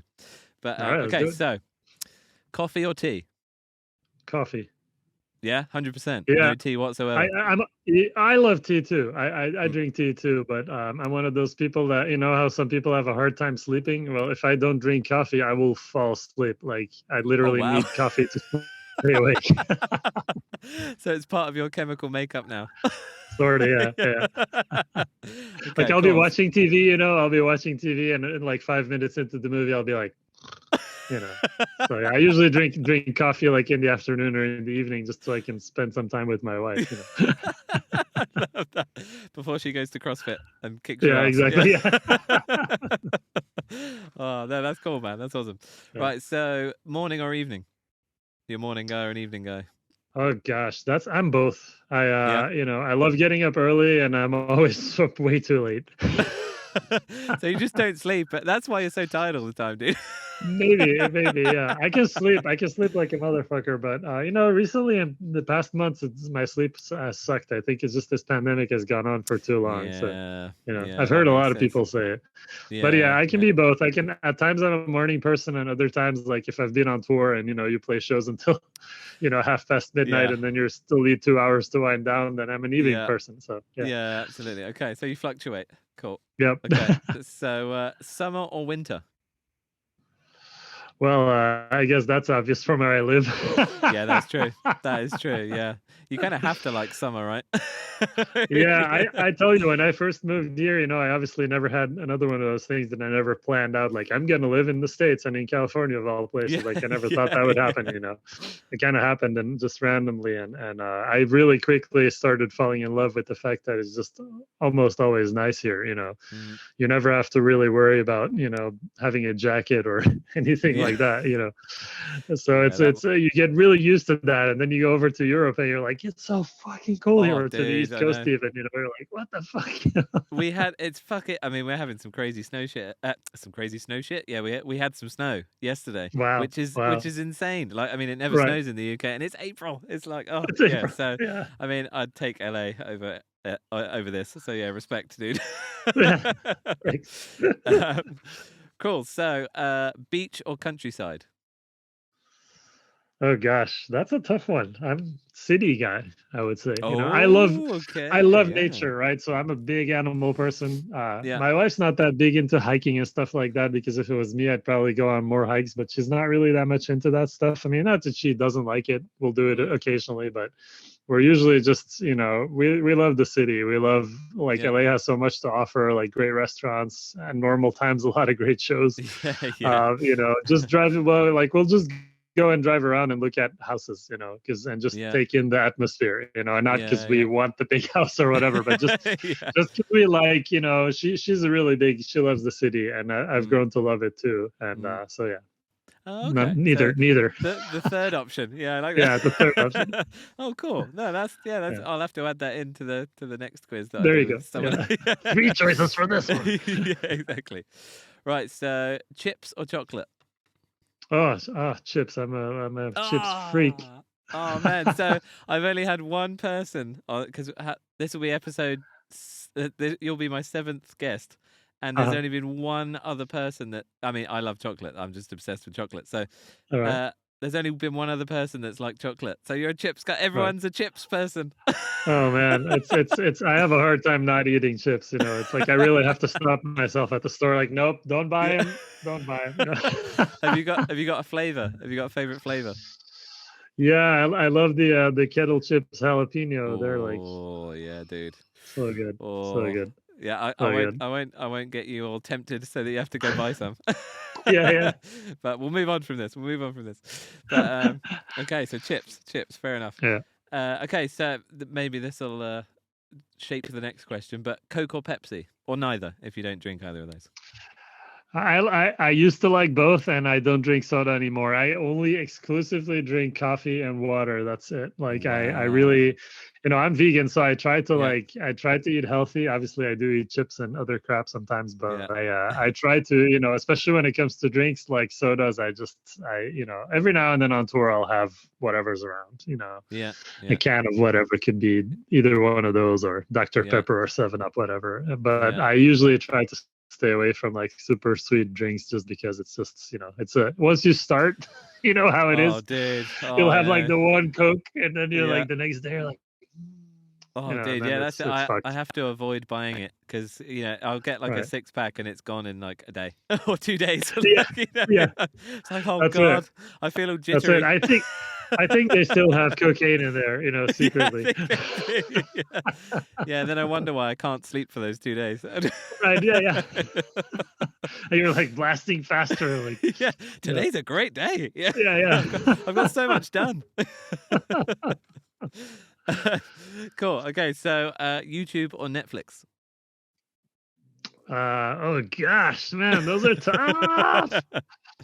We watch Netflix obviously, and we do Yeah, that. But YouTube, I guess I prefer YouTube for the silly videos. Once you yeah, yeah. start digging into the like really funny stuff, like the really bad music videos, or the Oh man, yeah. those, And or like just the you silly stuff. you must go on the wormholes as well, where you start at like a drum cam, and then you end up Yeah. like, oh, how was a submarine invented or something? You're like, how the fuck did I get here? Yeah, totally. Like especially on tour, that'll happen. Oh When you're man, just yeah. trying to pass time. And 4 hours is gone, and you're just like, oh Yeah. my god, what Yeah, have you're I like, done? yeah. Exactly. Okay, so generally YouTube, you'd say. Yeah, generally I Yeah. have to go with Okay. YouTube. Yeah. Okay, cool. Okay, so this one's a specific one for you because obviously you're originally from Belgium, but Yeah. lived in France. Yeah. Brussels or Paris? Oh gosh, I know Paris a lot better. So I Ah, like okay, Brussels too, okay. but Yeah. I didn't really, I was too young in Belgium to really explore the city on my own and stuff. Mm, yeah. And I never really I go visit my family, but they live like, closer to Antwerp. So Yeah. I don't Yeah. really, if you ask Paris or Antwerp, I'd have a harder time answering because Antwerp Oh, is okay. really closely connected to like, Yeah. my youth, Cana, and I love Yeah, that yeah, yeah. city. And But family and all that Paris, stuff. yeah, family, but Paris is very, it's a wonderful city. It's one of the Mm, coolest cities on the planet. Just the mm, cultural part of it is just absolutely yeah. stunning. The museums, the everything. And I'm not Yeah. even that big of a museum guy per se, but the stuff that's Yeah. there, even outside of everybody knows the Louvre, but there's a lot of really cool, like smaller, like lesser known museums that are just absolutely stunning. So Mm. I think I'd still go with Paris. Okay. Respect. Yeah, Respect. No yeah. offense to anyone in Belgium. Nope, nope. Sorry, guys. We still love you, Belgium. Yep. Cool. So these are a few kind of music / drum related ones. Those were just normal kind of life ones. These are All yeah. right. So studio or live? Gosh, studio. Studio. Wow. Yeah, yeah. Interesting. Okay. Any specific reason for that? I just love the challenge and the creative process, and Mm, as frustrating as it can be to record, which it often is in some way or another. But it's just bringing life to something, like yeah. sitting down, and then some hours later, all of a sudden you have a track, and it's something's there, and it's like Mm, wow, yeah. live is a whole different thing. I love playing live too, but it's studio is really where the magic happens for me Magic with happens. music. Yeah. Yeah. Cool. Okay. No. Yeah. I think you might be actually. Oh no. Yeah. You might be the first one who said Oh, studio. nice, Actually. Yeah. nice. Cool. Okay. So festival or club? Ugh. These are they're brutal. they're both I awesome, thought you aren't were they? going to ask Napalm Death or Carcass or Oh no. something. Oh, I should add that in, shouldn't I? You feel free to answer that one if you want to. Yeah, I don't know if I can, but man, I don't know. I think actually, we got to play this little club with Megadeth some years ago. I think it was late 2016. We played the what's that place called? I forget now, in New York. Gosh, the name's escaping me. I'm so dumb. They put it out on YouTube recently too. The show. It's a tiny club. It's like 250 people. For some reason, I'm Oh, forgetting the name. I apologize, but not Saint that was so Vitus. cool. Was it Saint Saint Vitus. Vitus? Thank you. Yeah, yeah, Yes, yeah. That place is yes. awesome. Yeah. It's so awesome. It was so cool because I was really Yeah. like, and we did that show, and it was a short show. I think we played something like 8 or 9 songs, but Yeah. it really Wow. felt like, oh, this must have been what Megadeth was like when they started Yeah, out. dude. I Fucking love hell. that. It was so cool. I was like, and Dave was like literally almost with his butt against my kick drum, and then Wow. people are like right there, and that's the Yeah, only yeah. time that's ever happened. Yeah, In all there's my no shows. barrier and anything like that, is there? Nothing. Wow. It was so cool. Respect. It was. I loved that so much. I was like, this is the fucking best, even though it's super hot and sweaty and Yeah, like the yeah, yeah. sound sucks and all that fun Yeah. stuff. But yeah. So I think I'd go for a club, man, because Mm. as much as I love big festivals, it's like as a drummer, you always kind of there's a feeling of like you're far away from everything, and that's the only Yeah. thing I have a hard time with at festivals. Yeah. It's like you're playing by yourself, isn't it? A lot of the time. Yeah. Like, Yeah, yeah. everything else about the festival is great, like watching the other bands, all the bands being there. You get to see all Mm, your friends, and then the mm, crowds are huge, and the shows are huge. All that is fucking cool. But yeah. that one part is like the thing that Yeah. I love being close. Yeah. Yeah, Yeah. The intensity of the club. Yeah, I totally respect that, right, man. right. Right, this one's controversial. It could be controversial. So you don't have to answer it, or you can go down the middle and say both. But European tour or US tour? Hey, I'm gonna say European tour for the food. Respect. Absolutely Because respect. in the Yeah. US, of course, with Megadeth, we have what we need, so it's Yeah, kind yeah, of. yeah. But I'm gonna Absolutely. think back to Absolutely. most of my touring, which was Yeah. like Soilwork and stuff, where it's Yeah. like, here's $20, go find something. Yeah. Which in some Yeah. in some cases can be cool, but in other cases, like there's only like Mickey D's or Burger King. Yeah. Like, what do I Yeah. do? They both Or suck. you're in the middle of nowhere and there's literally nothing. It's Yeah. Oh like, gosh. Yeah. Yeah. yeah. Yeah, so I love the fact that in Europe they always have great food for even in smaller clubs and stuff. Yeah, That's yeah, awesome. absolutely. Yeah, Yeah, yeah, I totally agree with that. We were saying that a real positive of touring the States is the convenience side of it, though. The kind of the yeah, fact that there's always a Walmart open, or there's always somewhere you can get, a phone charger, or like yes, that yes, that side of touring is what the States is really, it's really got that down. yeah, and I'm sure if you asked me this question and I still lived in France, I would probably say the States, but Yeah, because I live here yeah, and it's like that yeah, here all the time, especially where I live, I have yeah, like everything is at our fingertips where we live, so it's yeah, like yeah. you need something, you can get it in no time, Mm, pretty mm. much, even with traffic. So Yeah, yeah, still quicker than Amazon. Yeah. yeah, yeah. Cool. Right. So, blast or groove? Oh gosh. So do you know that the first thing I ever played was a blast beat? Like the first time I ever had my kit, I was like trying to The play a first thing blast beat. ever. Yeah, yeah, Wow. So I think Actually, you think you have to so say there's blast beat then. yeah, I guess, but I was always into Wow. groove, obviously. But Yeah. but it's funny because before I had a kit, my buddy and I would get together and we would play Napalm Death albums at 45 RPM, and he would That's scream so over good. them, and I would like play with wooden rulers on like boxes and stuff, like That's just so with the hands, sick. like just do that kind of thing, and try to follow at like ridiculous speeds. So yeah. When you said earlier, like we all just want to play blast beats, for me, that was very Yeah, true. that's true. Yeah. That's so cool, man. Wow. So the blasting actually came before the drums. It wasn't the other way around. Yeah, yeah, Wow. That's yeah, awesome. That's got so yeah, I guess you have to say blast then. yeah. I have no choice. Yeah, that's cool, man. That's cool. And you've Yeah, got your own blast, the Dirk blast. So, yeah, signature yeah. I blast mean, beat. well, yeah, yeah. Again, something my wife came up with, where she was like, "You should give that thing a name," because I'd been doing that for a really long Yeah. time, and she's like, "You should give it a name, and you should give it a name and make a video about it." I'm like, "Oh, I'm gonna sound all pretentious and stuff. I don't." She's like, "No, like you'll see, it's gonna be a good thing." And now, of Yeah. course, like she's right, Yeah, of absolutely, course, dude. Yeah. and See, it works, it's not dude. something that yeah, it's not something that I walk around and bragging about because it's just another beat and it's just Yeah, whatever. yeah. But she was like, yeah, you should do something about that, That's and sick, man. it's cool. Yeah, yeah. Absolutely. Credit to Absolutely, man. Hannah. Credit to Hannah. Yeah. Once again. Yeah, once again, she Cool. Right. deserves it. So there's a couple more of these, and then I'll let you go. I promise. I've kept All you for right, 2.5 hours. So, it's been uh, 2.5 hours of fun, man. I love it. yeah, man. I could talk all day, but yeah, we've all got lives to lead, haven't we? Yeah. Unfortunately. But cool. So double pedal or two single kick drums? Because obviously I know you played double pedal for years, and now you're on two kicks. What's Yes. what's the preference? 2 kicks by Yeah, far. I wish all I'd the done it way. way earlier. Yeah, it's Okay. Satyr made that happen, and I did those Satyricon gigs. He Yeah. said, "Why don't you play with 2 kick drums?" And I tried it actually the following year. We did the Ride Majestic with Soilwork in Sweden, and the studio happened to have a Tama kit with 2 kick drums. So I told David, who was recording us, I That was said, with David, "Hey, right?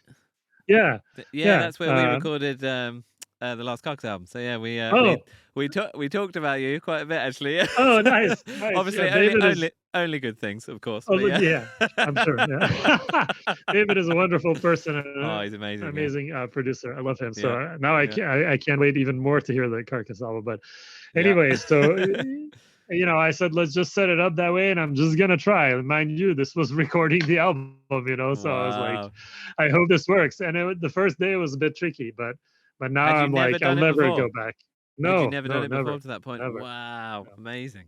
At the very beginning, like when I first had a kid, I only had 1 kick and 1 pedal. And then my buddy said, I have an old kick drum lying around. You want it? So at the very beginning, for a while, I had 2 completely different size kick drums and everything Yeah. like that. And then I quickly saved up money and bought a double pedal. So it was really brief, nothing worth mentioning. But Yeah. there's just the fact that the left foot has its own life and is not connected to the right. And plus you have only half the amount of hits on the same drum head, make it so much better. Yeah, the independent sound, the response, all that kind of stuff. Yeah, okay. Yeah, totally. yeah. I get it. Cool. Okay, so last one of these, and I think I know the answer to it, but it's kind of more curious. Mics or triggers? And I know this is mainly for kick drums, but I mean because I know you've almost always used mics, right? But recently you've started using triggers. Is that more? Well, yeah. What's the preference, and what's the triggers situation at the moment? If you want to talk about it, I still don't use them because basically what happened is that when I first started playing with Megadeth, and there's been a few other occasions in the past where I played with a band that was used to using triggers and they had a system, so we set it up, and so we did that with Megadeth, and then. After a few tours, I talked with our front of house guy at the time and said, I really don't need the triggers because you play consistently enough that I don't really use them. So if you want to take them off, you can. Oh, cool. I'm like, okay, gone.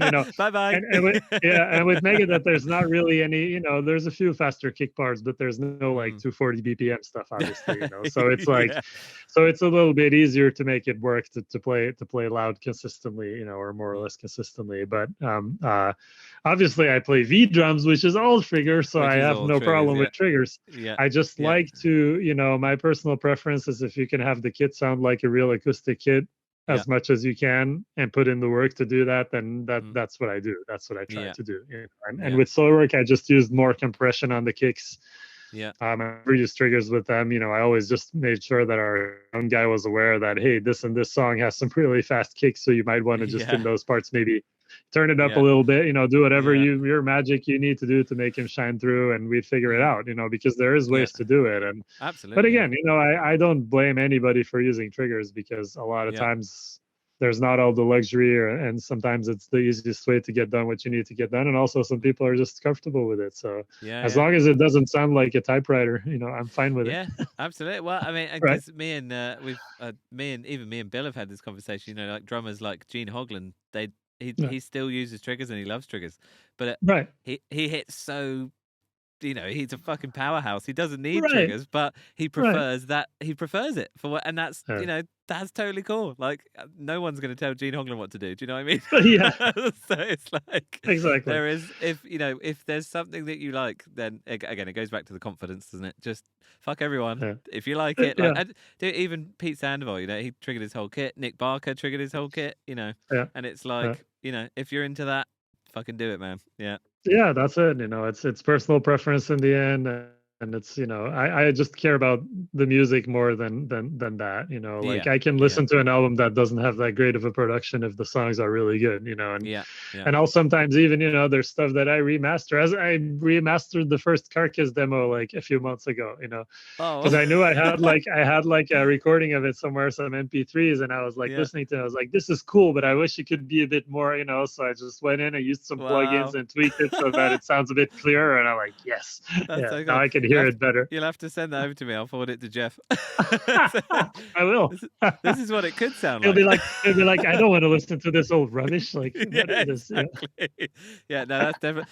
Jeff's got a real soft spot for the earlier albums. Bill just refuses to even acknowledge that they exist. Oh, really? Really? Yeah. Like obviously Reek, but symphonies too, or does he can deal with symphonies? Right? Yeah, I think just about symphonies. Yeah, I think necroticism is the first one that Bill is kind of okay with. I think. Oh, dude, I understand, man. I understand. Yeah. Like, if I look at the old Scarve stuff, like our demo on our first mini CD, I'm always like, I hope to God nobody ever releases this stuff, you know. So it's just embarrassing to listen to. It's like, you know. But other people love it. Like friends even from back in the day, they'll be like, man, I still love that Scarve mini CD, and I'm like, oh, cool, man. And in my mind, I'm like, cringe. You know?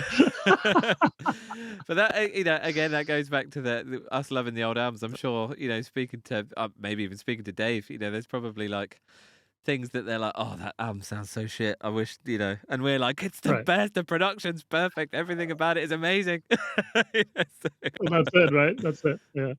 Yeah, you gotta let that, you know, once you release it, it lives in people's hearts, you know. It's not up to you anymore. And if people like it, then you're fucked, you know. Yeah, it's so true. It's the opposite of what you think it is. Yeah, you think it's gonna be great, and then you're like, oh god. Another broken dream of future musicians. Like, don't think it's gonna be great. It's not. There's been mostly positivity in this podcast. Mostly. Yeah. Oh god. Right. Oh again, my gosh, I left my ass off, man. Oh dude, me too. My cheeks hurt. But I've so I've kept you this long. So this last one, this could be a bit tricky. So I understand if not. I like to do like a top 3, and I like to do a different top 3 for everybody.